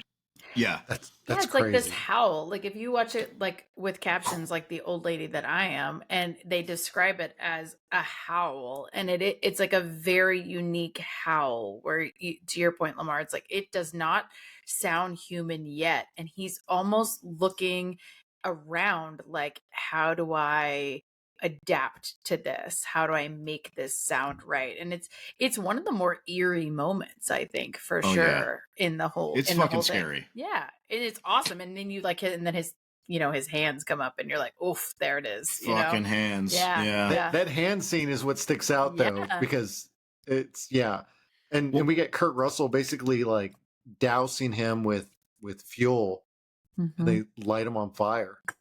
It's cool. It's a badass scene. It's cool. It's kind of crazy though that he just like instinctively. I mean, not in it's crazy in a great way, but I just mean that they're like, fire will do it. You know, what if fire didn't do it? What would have happened here? I mean, I know that there's not a lot we can do from a movie standpoint if the fire doesn't work, but I just like that they're just immediately like, let's set this bitch on fire. This is the thing that's going to do it. Let's get rid of these. And that it kind of works, but you also have to commit to the fire bit. And I think that's the other thing, like kind of like we were talking about, where they're extinguishing things too early, perhaps. You're like, this can be problematic if you don't like really let it die, really kill Yeah. the shit out I'm of this just- thing. Yep. I'm just saying that love's not going to kill it, and For sure. Well, they never tried that. So we Love's don't not know. doing Maybe it. it just You're needed right. a hug. again, you got to watch the prequel, Greg. You got to watch the prequel. Yeah. What are its emotional needs? What are its love language? Okay, nobody asked. Like, Well, you know what? I like that you bring up emotions because the next scene that I think is really important, it's a very quick scene of dialogue between Gary, who's like the security officer, the guy who shot the Norwegian in the beginning of the film, and Kurt Russell. And he's like, I've known Bennings for 10 years. He's my friend. And Kurt Russell's like, no, it's not him. This is a thing. And so that to me was like this. Kurt Russell is able to make that switch, which is why I think he's the best yeah, version of these guys to be able to handle this, because some of them are like, this looks exactly like my friend. It's like, well, that isn't your friend, yeah. which is the whole point. So He adapts very quickly. He's Yeah. like, this is, but that also is rooted, like going back to your point earlier, of like that's rooted in his innate paranoia too. Of yeah, he has in the back of his mind the possibility that none of these people are who they say they are, and I think that's right. why he's the most adequate leader at this point, because he's being less emotional about who is the person with whom he has an emotional relationship with, right? Like, Right. yes, he's an emotional person. I don't mean that, but I just mean he knows that the history, it seems like he knows the history with these people is not currently applicable, right? Like these people could have been taken over by the thing, and as a result are not really themselves anymore. But even just the deductive, I think, speaking to how we said earlier, he's the level-headed one in Yeah. some ways. The logic of It's very deducing, logical. okay, some of you are probably infected, but because you're not attacking me, I know some of you are still human. Right. Because a more paranoid person would just be like, I'm going to burn all of you up and protect myself. Mhm, So I mhm. do think that lends credibility to him being the leader. I Yeah. like that he uses that to explain the blood test of like, one of you is like you're hiding. This thing is trying to hide because it's Right. advantageous for them to hide so that it can infect others. There's no point in just killing everyone, right? So I like that he explains that as the reasoning behind this, and it lends, again, a lot of credibility to him. and think he that- takes the test, right? Yeah. He doesn't say, I know I'm human, I'm not going to take the test. Right. He goes, I'll take it too. Right. We Right. we get I don't know. I think that he's a pretty emotional guy, and I think he's a little bit bitter. We get like a view of that at the very beginning of the movie when he's playing computer chess, Yeah. and he like loses, so he's like, "I'm just gonna pour my Budweiser on it. Fuck you." Does Yeah. contradict I a think little he's bit. reactive. Yeah. I think he can be a reactive guy, but I think on the whole, like he can be a pragmatic in the situation, right? Like you can react and be angry in a moment, but you can also assess Yeah. a situation pragmatically. And I think that's kind of Right. what he's able to do in this situation. Well, now we get Blair's freak out, which we kind of talked about, which is The awesome. helicopter. Yes. Yeah, so let me ask you guys this. Blair is like, he's destroyed the helicopter. He's trashing the radio. Do we think that he is actually Blair and he doesn't want the thing to be able to get out of the camp Yes. at this point? Okay. That's my thought. I mean, I don't want that was my thought obviously too. I'm speaking for me, but I think he's trying to like save humanity, of like, let's not let this get out of the camp. I think that's where the question on it, I don't want to keep questioning the process of assimilation in this, but Norris has this heart attack thing, and then the chest opens up, bites off the arms and all that. So are we to believe that Norris was completely, or is it how it is in that Blair's computer where it's slowly taking over cells in your body? So could Blair have been infected at this point and yes, been trying to burn every bridge, still been human in the cabin when he's making the noose, but eventually been assimilated? That's where it gets wishy-washy. I feel like that sounds better to me, is that it's like a gradual thing. Like you're on a chart, like a 0 to 60. You're like, I'm at 30 right now. I'm not to 60 yet. When I'm at 60, I'm the thing. I think that's one of the things this movie does really well, though, is that it leaves so much room for interpretation as to what you think is going to happen. And we'll get to the ending as well, but there's just a lot of room for interpretation throughout this whole movie, which is one of the things that I think helps make it timeless in a lot of ways, to where this movie is still good. We're still talking about like the different possibilities here because we're not given all the answers on a plate, That thing wants to be us. I love it. So at this point, we come up with a strategy that I think that, what was the strategy? That they were going to cross-examine blood samples that they had with their blood. Yeah. And they're like, all right, they tell everybody. And I don't know why they don't go straight to that, but we got to lock Blair up. Oh, they had to lock Blair up. So then they make it to the blood, and they realize that someone went and smashed the blood, which traitor amongst us, because we knew of the plan. And so that's really where paranoid. The team starts. Did you just make an Among Us reference? Yeah.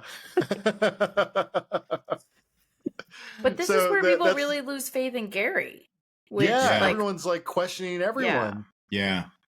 I think paranoia is rampant, but it's really directed at him in this moment, which makes a lot of sense given the cabinet that we're talking about, right? Yeah. Yeah, and he basically resigns, right? Mackenzie, he's like, all right, I'll put my pistol down, and maybe somebody else should take it, and that's the exchange we talked about. Which is both great and also unexpected. I don't know. I had a lot of mixed feelings about that because I was like, he seems very defensive. He even seems defensive later for other reasons, but like he seems very defensive of himself and his position, but he also reads as very incapable to just be totally, unrelated to the keys, right? Like he just seems unprepared. He seems like shell-shocked. Yeah, he seems shell-shocked. He seems to not be able to face a crisis very well. So I think people wanted to move away from him. And also I think that the underlying point here is that he also does not want to be in charge of a crisis. And I think he does not want the responsibility. He doesn't want it. And so he sees this person in Kurt Russell's character who's like, hey, boo, you want it? Take it. I hard no. But if he had been truly under threat, I think he would have potentially used the gun, but he sees that he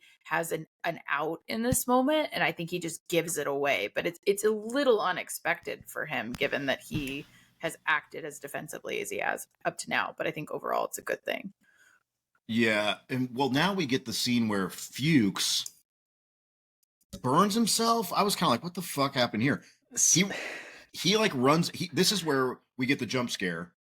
He runs outside and we kind of lose track of him as the audience, and the group finds his burned corpse, and they surmise that basically he burned himself alive to not be assimilated, I guess.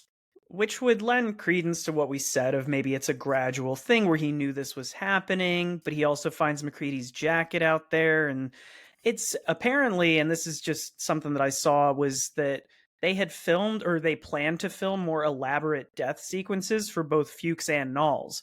But they just decided either it wasn't worth the money, they didn't have the budget left, whatever it was. So they just had these more, again, to keep everything ambiguous, right? I do think it's one where it's you even on the third time or fourth time watching this, you're like, wait, what? Why are we going about it this way? Couldn't we have had this play out or seen a mysterious shadowy figure attack him and kill him, as opposed to, yeah, we found him, he set himself on fire and no explanation. But I also kind of like that personally, because it's like it is somebody who's willing to sacrifice themselves for what they have gleaned to be the situation that they're in, right? Which is that I have a very very limited opportunity to prove who is the thing and who is not, if I can at all, right? And so it is for the betterment of everybody that I am not one of the infected and that I don't eventually become infected. And so and I'm not saying that's the right move per se, but I think it is an interesting perspective to show of somebody who would do that. And I also think it's somewhat realistic of, if you're truly in the situation, there would possibly be one or more people who feel the same way and think, I'm actually helping everyone by making this choice. You might be right, because there is a line of dialogue, and I always read it one way, where they say maybe he burned himself before the thing could get him. Right. And I always read that as being attacked by an external, but maybe they're saying it's inside of him and he burned himself before it could get him. So maybe you're right. I read it as like, it's not necessarily visible right there physically attacking him. It's just because they kind of show it of his, it's like almost this shadowy figure of like, he kind of, it's the paranoia of it. That's again. True, and I think that's the theme, right? Is there's some paranoia to it. And I feel like it's coming for me and I feel under threat. And maybe this is the safest bet. So do we think that the McCready clothes are a red herring, that an infected person is doing to throw people off? Yeah. Yes. Which makes me the light in the cabin or the shack. Yeah. I think it's so that makes me smart. think. Yeah. I think it is too, and that makes me think that you know when you're infected. Exactly. But I also, it's so interesting that you say that, Joe. I like that the people who are not actually infected, like, so going back to the blood test, I like that the people who are not actually infected are not sure that they're infected. They're afraid of the results of that blood test. And I think that's awesome, actually, because it's awesome. You're on the edge of your seat. They're on the edge of their seat. And it's interesting to understand that you don't know if they're fully cognizant of the fact that they've been taken over. And I think, but I think that is maybe the difference, is that they are cognizant of it. This thing is cognizant of it and is strategic and is on the offense, really. And I think it did do the thing where it goes and turns on the light, and it does do all these things, right? Yeah. But those who are not infected don't know that yet. Well, that separates the group, because they see the light that's on. McCready, Knowles go to check it out. And he's like, if anybody moves inside, burn them. But you also heard them say that a while back too, where they're like, we found some shredded clothes. So it's like, it is learning. Somebody in that room was infected at that time and learned that was, in their view, an indicator of infection. So let's shred the clothes and let's set him up because he's not yet infected. That's right. And so, I think it's really an intelligent move on the part of the thing, you know?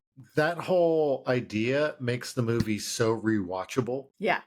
Because you watch it with a different lens every time. Because the first time you watch it, you're like, I'm not really sure what I'm watching. The second time, you're like, okay, I have an idea. Right. Like the third, fourth, after that, you start realizing, like, I'm trying to follow the path of who's infected. And which brings me to this question.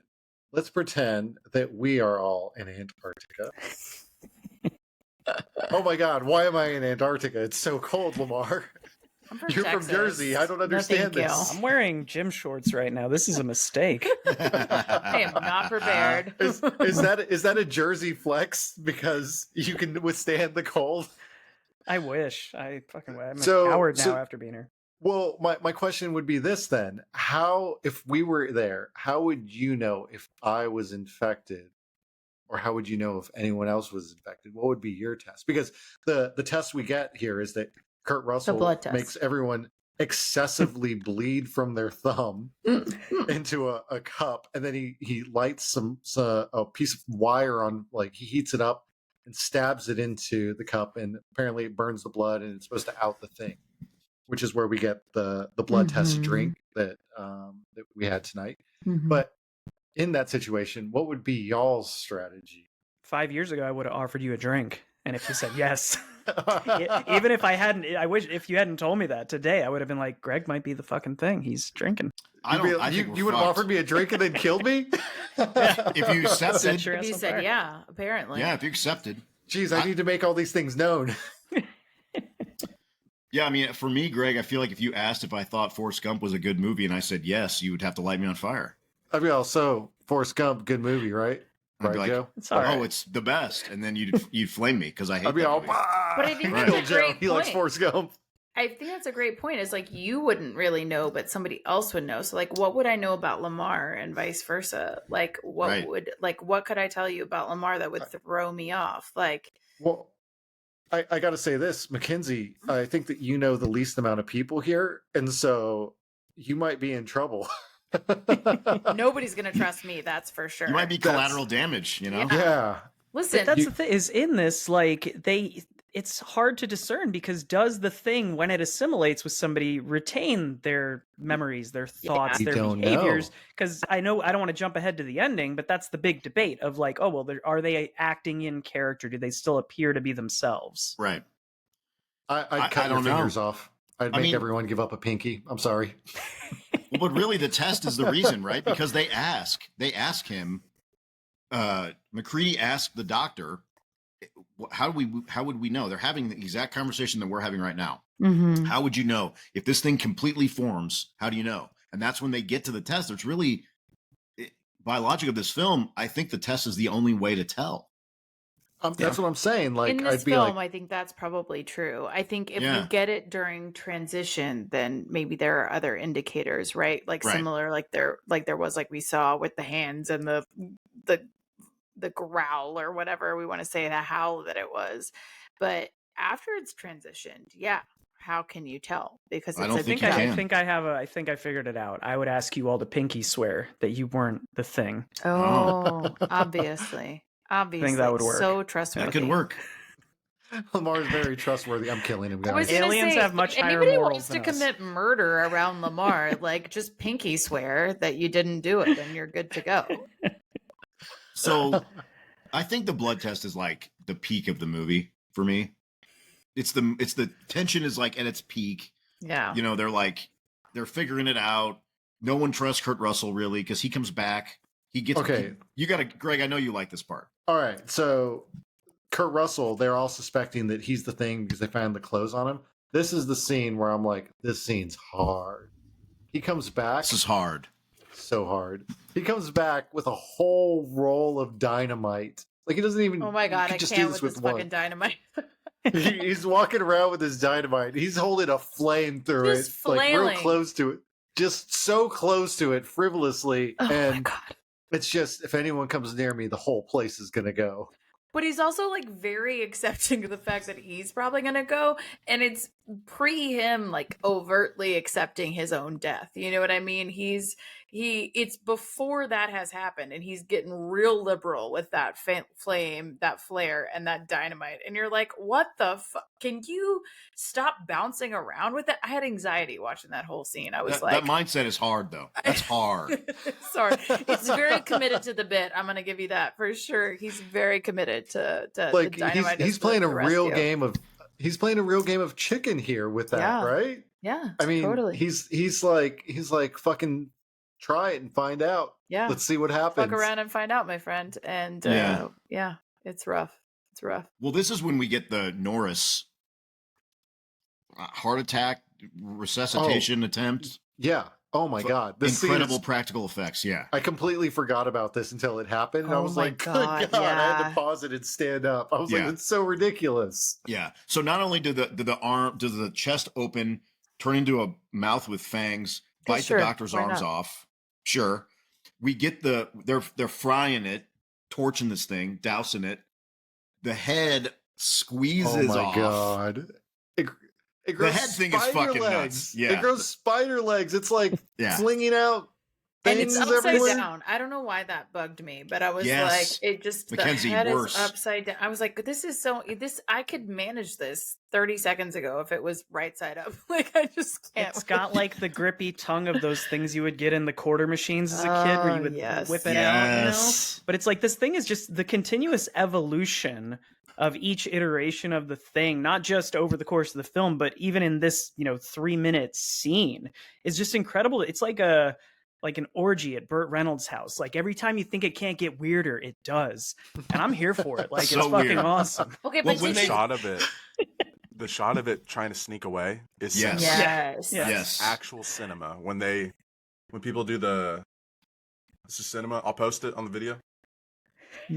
That's Cinema. Cinema. And it's not only is it like it's logical because the thing it's trying to survive. Yeah. It's like haunting. If you were to watch that just in like a still frame with no audio, it would be creepy as all fuck. But it's also played for laughs in a way because you have he's like, "What? Are you fucking kidding me?" Like Great line. it's three different things all in one. It's a great scene. Also, does nobody here have peripheral vision? I have so many, like, this fucking thing is crawling right past them, and They nobody do kind of miss it. and nobody reacts until it's like real far down the hallway. And Lemar and I just had this in The Stranger recently, and we were like, what has happened to the peripheral vision of these people? Like, this is happening right in front of you. I mean, it's great because they do set it on fire and everything, but you're like, that took you way too long. That was my thing. That took you way too long to see that. Yeah, and when they torch it, it spins and screams at the same time, which I was like, oh, fucking creepy. I've seen this movie 20 times and it still gives me the willies a little bit. I'm trying to think of what's next here. So This is the rest of the basically, blood test. Yeah, this blood we get the test. blood Blood test, test and yeah. all that, and we get who gets Clark gets smoked. yeah, because he like hesitates to use the flamethrower. But I got to point this out. Oh, no, They no, do no. that This is when Clark repeatedly, has the though. best sneak attack of all time. He goes with a scalpel Yeah. from 8 feet away. It's like, well, this wasn't thought out well at all. Yeah. That's not the move there. But is this not the scene where he gets like lit on fire and he runs through the balsa wood wall? Yeah, so that's next. So we're doing a couple of, we've got half the group tied up. McCready got the dynamite. McCready's got everything. He's got dynamite, a pistol, and a flamethrower. They also give Childs one of the one flamethrower. Why do they have so many flamethrowers in Antarctica? I don't know. I'm so glad you brought that up, Greg. Yes. To be honest, because I had that question. I had so many questions. I was like, this is how you know 8 men were left to their own devices in Antarctica because they got some toys and some funding, and they were like, you know what we need? We don't need more Yes. food. We don't need Multiple more shelter. flamethrowers. We don't need more whatever the fuck Bunsen burners. I don't know. We need more flamethrowers because You're Yeah. just talking like a Tax dollars at dude. I'm work. listening. Yeah. Wherever you want to go, I'm going now. I think they have 3 of them. I think there are 3 there are flamethrowers in this movie. 3 flamethrowers that I counted. You were right, and it was like, Yeah. unless you are coming up against the thing, which by the way was not anticipated at the start of this research. Why the fuck do you have 3 flamethrowers? And Yeah. again, this is the difference between like a woman being present and 8 men being present or whatever it is. I was like, we do not need this number of flamethrowers. And also, But whoa, were you wrong in that? We needed 8 flamethrowers. Yeah, I fun mean, fact, that part was true, military but grade. that part is true. But also, what if one of the things got the flamethrower? Because then that would be also worse. Very if true. You think about Yeah. it, you know. I had so many issues with that there were like also the dynamite and the flame. Like again, woman, I wouldn't have let that happen. That was really dangerous. We keep splitting up all the time. Like y'all wanted me to call this out, so I'm going to call it out. Why Yeah, you this is keep good. splitting up? Nobody would have like these guys split out aggressively, and a woman would be like, what the fuck are you doing? You're gonna stay right next to me. We're gonna all be together. We're gonna all do all this together. This is not a divide and conquer situation, right? Like this is we gotta stay together. We gotta keep eyes on one another situation. There's a lot of like not reasonable choices being made here, but it makes for a good story. I mean, I'll give them They that. do Did split we- up a lot. Did we split up a learn lot. nothing? Did we learn nothing from Scooby Doo? Right.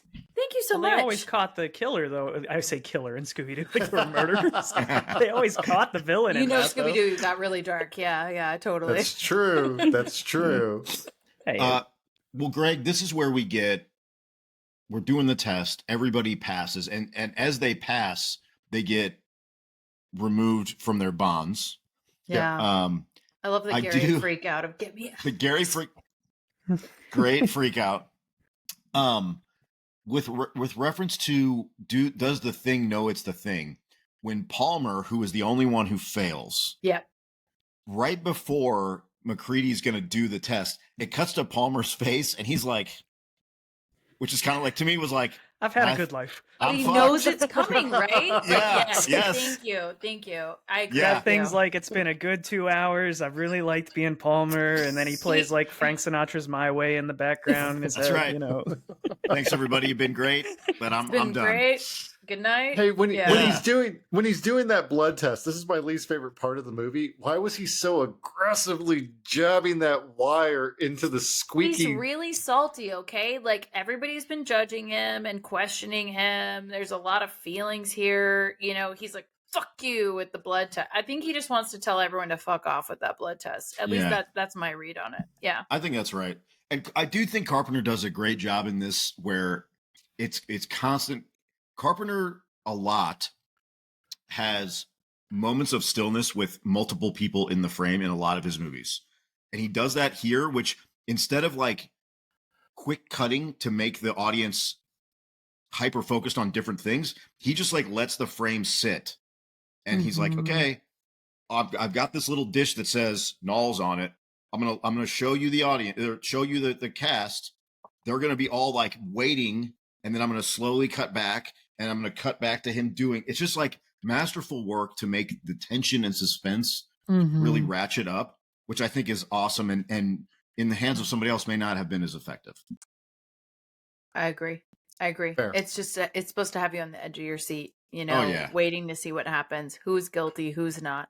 And I like that there are so many like who are innocent in a row too, because you start to feel like, okay, it's not going to happen to anybody. Maybe none We're of them good. are the We're all thing. going to pass, We're right? all I would good. have just started questioning the test. I'd be like, yo, is that test working?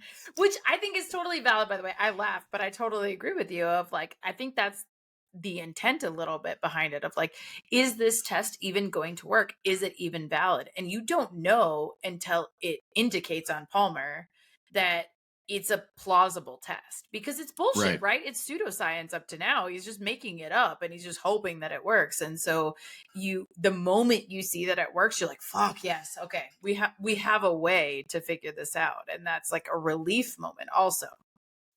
Which, like, going along with that, Mackenzie, on Palmer being unveiled here as a thing, and granted, like, I tried to do so much deep digging to have like a right answer for this pod today, but there are so many even John Carpenter has contradicted himself over the years of what is going on here. And again, I think it's just better He's like, left it's been ambiguous, 40 years. I don't fucking know. Yeah, who cares? But I found it interesting that they were originally, there's that scene where at the very beginning, the dog walks and we see a silhouette of someone turning to look at the dog, and then we cut to black. We're assuming that person gets assimilated. That was going to be Palmer's actor. Like, he was going to be in that scene, but they realized he has this very, different unique hair, shape, like curly of his head. upward. Yep. Yeah. And they went, we can't do that. People will know right from the beginning what's going on. So they had like a stunt coordinator named, let me get this, Dick Warlock. No, sounds like it's a no, D&D that's not a real subclass. name. Dick That's Warlock, not a real name. So they had him sit in for that scene, so it wasn't one of the actual actors' silhouettes. But I thought that was interesting. Then I watched it this time of, okay, let me assume Palmer is the thing the whole time, and even that I couldn't connect a lot of the dots. But yeah. But I also think you do kind of Dick get that Warlock? from the shadow, because you're like, it doesn't look like him. he It produces doesn't. Law and Order. Yes. Yeah, who could Dick it be? Wool. Sorry, Who could it- Mackenzie. You're. I mean, listen, I get it. I agree with you. It's pretty. It doesn't look like him, is what I'm saying. I totally. That's my new agree with gamer. you. That's my new gamer handle, by the way. Dick Warlock. That's my Steam name tag now. That's my Steam by the name way. from now on. If I kill you, you get Could killed I by just- Dick Warlock. It's me, bitches. Can I just say, this is my Prime Cut podcast presents hard moment. Oh, Ooh. Palmer's death, the way they shot it. So he turns, gets lit on fire. He's roasted, runs out of the room, crashes through that wall. However, who knows what that wall was made out of. They cut to a wide shot of just the outside of him burning. He falls to the ground, and then he gets a fucking dynamite chucked at him. hell yeah. That is hard. Hard. That shit is so hard because I would do the same thing. I'd be so fucking fed up with everyone lying to me. I would and chunk that shit. That was incredible. I love that moment. Apparently that was a real, I don't know if it was an actual dynamite charge, but it's a real explosive, and Kurt Russell did that, and he Dick Warlock. potentially That's what happened to him? But he did not anticipate the fuse burning so quick, so his reaction where he like throws it really fast was because he was like, oh shit, this thing's gonna blow up in my hand. So a little trivia there, but anyway. I've had that same scenario happen with fireworks, and Shocking. Haven't we And- all? Listen, a little confession here. I accidentally set a laundromat on fire one time when I was a kid. Sorry, Mom. I also set a Christmas tree on fire one time. Sorry, Mom. This is getting Also- cut. This is all getting cut. Also set Let's my not friend's cut that. I feel like that's incredible information. Also you set definitely my admitted to friend's Jeep crimes.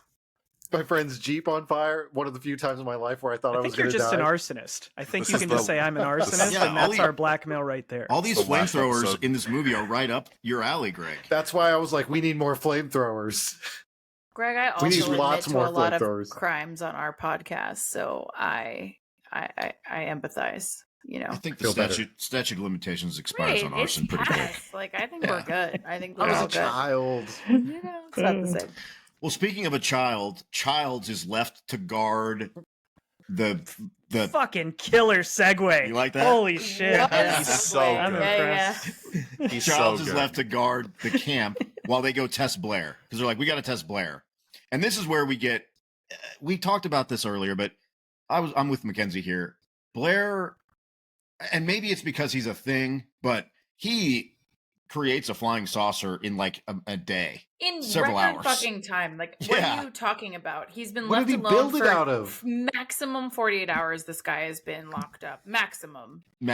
They did What was say, in that shack? Well, they said that he took some of the pieces of the helicopter and used that, but he also tunnels down below the shack. He I mean, created a tunnel, which is like, have you read Yeah. The Count of Monte Cristo? It takes 7.5 years, is what I Right. need you to know. Like, it's not a quick thing. And that he tunnels through the snow, he gets down there, and then also he assembles these parts and builds a fucking spaceship in 48 hours. I can't. It's wild to me. it's a lot, but it's Gary, Knowles, McCready, and they finally are have coalesced into one unit for only a few more minutes because they're like, okay, That's as soon as we all trust each other. We only Yes. have like 5 minutes of movie left. exactly. So they're like, okay, we got to get rid of this. We can't let this thing get out. Basically, and we've kind of already established, I think, that Kurt Russell's character McCready has resigned himself to, I'm not making it out of this situation. I'm going to die here. And this is the first time where I feel like he vocalizes to the other guys, hey, it's more important that this thing be destroyed than we survive. And so right away, he's like, okay, we got to blow this shit up, this flying saucer blown up. And we pretty much get, I mean, at this point, it's like, what are we going to do? Yeah. At this point, the thing starts cutting the power, and it's trying to freeze everyone to death. So which one, and this leads us back to, is the thing, who's doing that? Blair? Or Childs? Because Childs isn't there, right? Like, this is where you're like, which one, what's going on? Yeah. I'm not. Yeah, I have no idea. So- that's I mean, at this point, this is the best assimilation version we get, right? Because Blair pops up and he like puts his hand through Gary's face, which is fucking Brutal. brutal. he hits him like a catcher's mitt, a human catcher's mitt. He fingers his face. He really Some people does. will pay good money for that, but the dragging afterward. Yes. Whew. Horrific, but also it gives you more of an insight into how these things like mash together, I guess. Because his arm is like Gary's face now. It's like all merging. So you're like, okay, I kind of see how this works. We only really see him when they're almost done assimilating. And so now this is when the fucking Blair thing gets gigantic. We get the huge scene down in like the tunnels. They've like started setting everything on fire. They're like, we're gonna die anyways. Gary's gone. Let's make sure that this thing doesn't get out of here. Right. Gary's Apparently gone. that's where they were going to give like the bigger Null's death, because he just kind of walks off. And I think it plays perfectly well. But I think the original intention was they were going to have Knowles being grabbed by the tentacles of the thing and basically yelling at Kurt Russell, like, kill me, like, whatever. I think it still works the way that we get it, but it does feel a little like, I kind of liked that character a lot. So for him to just get this off-screen death is kind of a bummer. I liked him too. Yeah, he was cool. So you're right. He's off screen. Now we're still in the tunnels. It's just Kurt Russell. The fucking Blair thing. It steals the detonator. It rips the plunger cord away, and it becomes this huge fucking thing. What was it even? It was like the head of a dog. Blair's face is on one side, like mashed in. It's fucking amalgamation of everything it's tried to become, which is really cool. Yeah. It's very cool, but very disgusting. We get my favorite line right here. Is this your line? Yeah. This is my line that I like. Because it's Russell, like screaming at him. Yeah. Well, it's screaming at Kurt Russell. He's got the dynamite. And he goes, yeah, fuck you too. Yeah. And he throws the dynamite at it. I wonder if that was in the script or they just said, Kurt, say something badass, and it works. It does work. In the moment, that's probably what I would say too. Like, I can't be clever. Yeah, fuck you too. So now we're like at the last few minutes of this movie, and this is like the most ambiguous of ambiguity here, because there's controversy here. There's a ton of controversy. So let's set the scene first, because we got to talk about how this actually closes out. The entire camp is burning. Yep. They have nowhere to shelter, and it's just McCready, Kurt Russell, and Keith David Childs. Mm-hmm. Both have flamethrowers, and Kurt Russell's like, "Hey man, what happened?" He's like, "Oh, I got lost in the storm. I was looking for Blair. The generator got cut." And so they're basically like, "Well, I know I'm human. Let's just see what happens. We're just going to sit here. Yep. If we don't freeze to death, one of us turns into the thing, I guess." Which is super ambiguous, which is also great. It? I think it is. I have no idea who they are. There's people suspect that one of them was actually the thing. There's a lot of evidence on like every part of this art. I think it really does come down to what do you personally want to believe, but I'm curious, Mackenzie, because you said like, is it ambiguous? I want to hear what your thoughts were.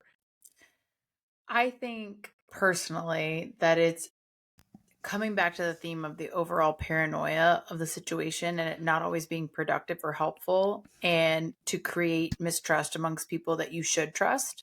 And I feel like it's a moment of them realizing that regardless of how they feel about one another or any paranoia they might have felt about one another, it's irrelevant, right? Like all the things that are going to happen have happened. Like there either is the thing or is not the thing or whatever. But I personally have always interpreted it as that neither of them are, and they have wasted so much time being suspicious of one another rather than allying themselves to each other and helping each other defeat this thing. And their suspicion has been their undoing, at least for me personally, because now they're going to die. Like they're both going to freeze to death. They're going to freeze to death, right? Like, and had they just unified together and trusted each other, which was no easy feat, I'm not saying it was, but had they done that, they could have potentially survived. And I think that's the fuck me of it all moment of like, you know what? Let's just having a drink. Let's just have a scotch because we're fucked. But also we kind of did it to ourselves. That's always been my interpretation personally. Yeah, I think that's fair. And there's, like I said, you can go down so many rabbit holes of what theory means what. And then there's the shot of him handing the bottle to Childs to drink, which first of all, if they share saliva, I think one of the characters of Fuchs had mentioned, like, let's cook our own meals because this might spread this way. So why would Childs drink from the bottle unless he was the thing? That's so, he's been paranoid the whole movie. So that's the evidence. There's other people that say, oh, you can see one of their breath and you don't see the other one breathing. That's been debunked. Like there's just so much going on. Other people said, oh, he's been throwing Molotovs the whole time. That's actually gasoline in the bottle, not liquor. So when Childs drinks it and doesn't know the difference, he laughs because you can read it in so many different ways. And I kind of love that, honestly. It leaves it open-ended, right? Yeah, Which I think is intentional. Yeah. For sure. Carpenter has said, I know who's the thing, if there is a thing, if one of these two surviving guys are, and I'm never going to say. Fuck Which you, is JC. I know, JC letting us down. Which, like, dick move for sure, but also kind of fun, right? I mean, it's kind of like it's more fun this way. I think it's cool. It's like how Tarantino says, I'm never going to say what was in the briefcase, definitively what's in the briefcase, or why I misspelled bastards in Inglourious Bastards. That's my thing. I'm never telling anybody. It's frustrating as like a obsessive film person, but you're like, I respect it. We still don't know what was in the box in 7. It's a mystery to this day. Nobody knows. Is it? Again, I say, is it? Is that my role here to just say, is it? Yeah. But it's weird with, like, apparently a video came out I remember the video game coming out in like the mid-aughts. And in that, it starts, I believe, with you find Kurt Russell's character still alive and Childs is frozen to death. So that tells you they're both human. And at one point, John Carpenter said, oh yeah, that's canon. That's what I thought. Another time there was a comic book or a graphic novel that got written he was like, nope, that's actually canon. And in that one, I think Child was, so it's... Which like, if you created something like this, like, would you not fuck around with people a little bit and like stir that pot and just see what happens? I mean, I don't know. That's kind of feels like the fun part. For like what it's worth, and this is something, there's another horror podcast specifically called Dead and Lovely that got me into podcasting. And they did an episode, one of the Halloween movies. And they pointed out this fact of John Carpenter's name on something a lot of times doesn't mean shit. If he's writing and directing, awesome. You're probably in for a good time. But nowadays, him subscribing to something, whether it's a Halloween sequel or somebody's like, hey, I want to remake fucking Ghosts of Mars or something, he's probably going to say yes. He's like, oh, I get a paycheck out of it. Can I do the score? Sure. Okay, I get paid twice. So that's the kind of like John, he's a fucking genius. But I don't doubt, Mackenzie, that he is just fucking with people because he can. He does not seem to care about his artistic legacy. He loves basketball, video games, playing music. And if someone says, hey, can you bless these new Halloween sequels? He's like, sure. Even if they suck, he doesn't care. Joe, can you go ahead and call JC? I'm sure he's on speed dial. Give him a call? You know? Is there a biopic of JC or? Man, I just love him. I've read a lot about him. Personal relationship, it seems like. Yeah, right? you know, like he tells me these things. He tells me these things. Daniel Day-Lewis just came out of retirement. Maybe he could play in a biopic. So. For the umpteenth time, you know what I mean? Like, why not? So that's basically the movie, right? That's the movie. I mean, I got to say that I think that the movie's underlying premise was that we all just need to love each other. I think Mackenzie figured it out. Mackenzie did figure it out, yeah. And also, Mackenzie is wrong about the amount of flamethrowers we ever need. So, anyone taking a road trip with Mackenzie, if she says no, 7 flamethrowers is too much. Do you know what I always have though on my person? I have matches in close proximity, and I always have a pocket knife. So it's not like I'm not prepared. I just don't know that we need a flamethrower every time. That's not enough. We need 7 flamethrowers. Well, let's see. So we talked, Greg, you, Mark, and I did our hard scenes. Mackenzie Lemar, I don't know if you guys have hard scenes. You're new to this. You don't have to have I think one. I'm pretty much aligned with you guys. I think the combination, the back-to-back sequences of Norris, his body coming apart in just a million disgusting, beautiful ways, back-to-back with the blood test sequence, it just ramps up. I just think that's 10 great minutes of cinema. It's awesome. Mackenzie, you got a scene you subscribe to? I mean, I don't want to copy all of you. I would +1 that's awesome on you guys' contributions, but I do also like that in the scene where Knowles is like goes and disappears on us, and Kurt Russell is like riding solo with the dynamite, and basically the plan has failed, right? Like a little bit to his perception, it has failed. I like that he just sticks with it, right? And this could very much mean his own end.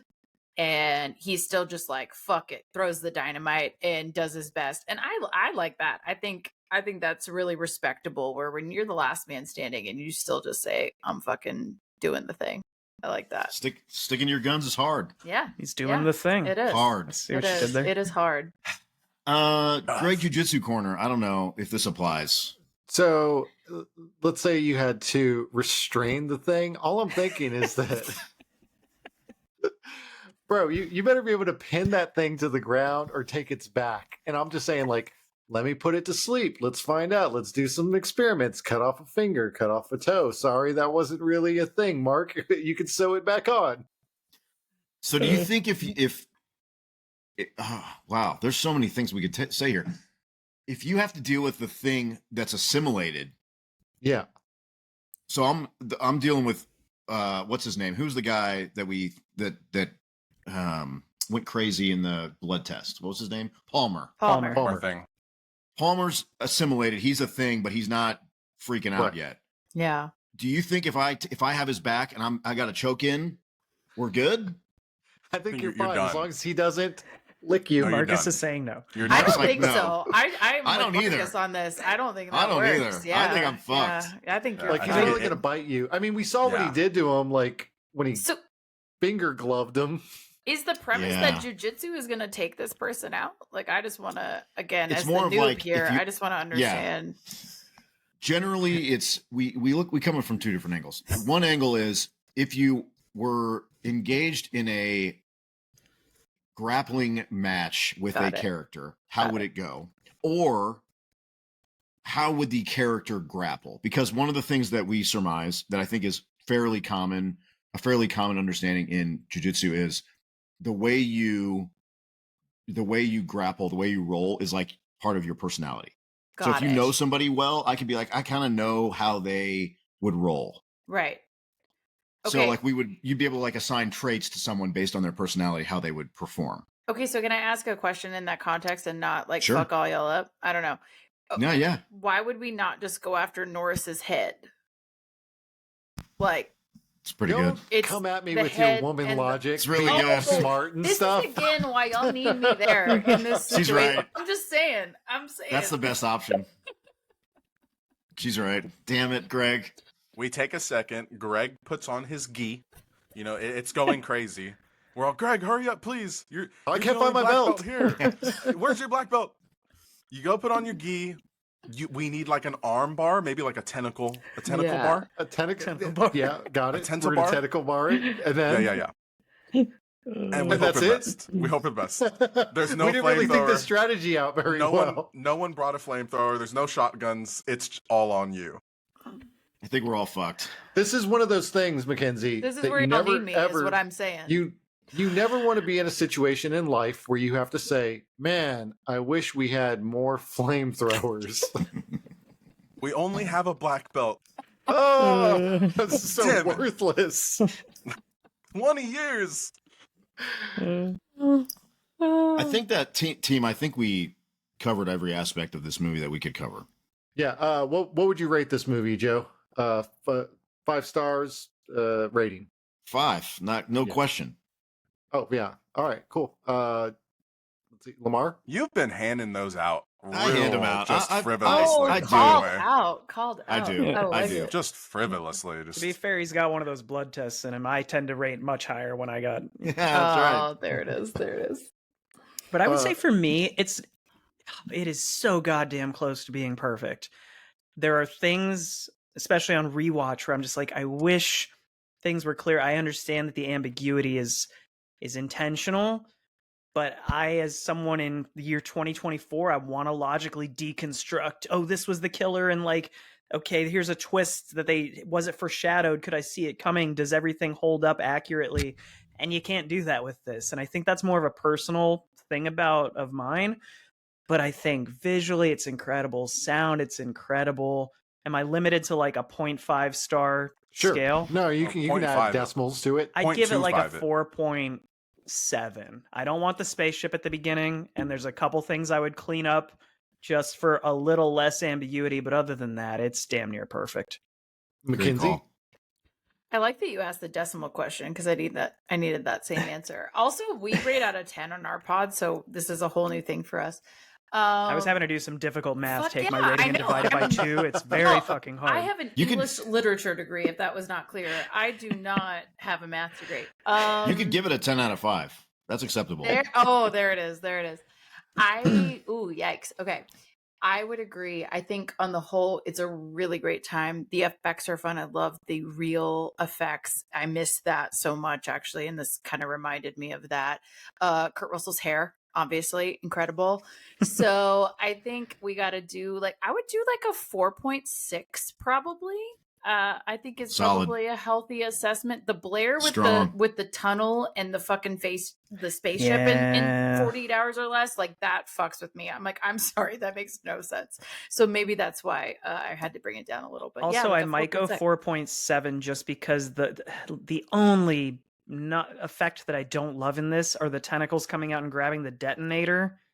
You guys remember that? Oh, yeah, not looks, great. It's this weird stop motion. I don't know what they used there, but it's very like Pee-wee's Big Adventure, which I love Pee-wee's Big Adventure, but I don't love those stop motion animations in The Thing movie. I was also very don't Looney like the dog Tunes. abuse. I'm not Looney here for Tunes. that. Yeah, I that's don't a like good the point. dog Dog Yeah. abuse, I sort of forgot about that, and that was painful. That was painful. I on gotta rewatch. say, Lemar, to your point, before we get to Greg and Mark's rating, to operate the Blair thing, the last thing, it took 50 people. That's crazy. 50 people were moving it, having it pulsate, pulling stuff, Yeah. pushing. Unbelievable. Couldn't too they many. just paid Wilford Brimley 50 salaries to do it himself? You'd think. You'd think. We Too got to many create people. jobs, okay? We have to Yeah, I create jobs in film. The economy matters, Lamar. Fuck. That's right. They Jeez, were in a Lamar. recession. No one was getting paid. They were getting paid $1. That was for free. That was some free labor. Yeah. This is to meet JC. 50 JC, people. baby. Listen, fair. Also fair. I mean, it Mark, was 82, so maybe that wasn't snow everywhere. That was just Coke. And it was like, help yourselves. You're Could've not been. getting a salary from Go to this, but town. help It's yourselves. everywhere. Yeah. It's like a free meal. Mark, what do you rate this movie? Going to 4.2. Whoa, the lowest out Whoa. of everyone. Yeah. Don't get me wrong. Everything I was saying, it's great.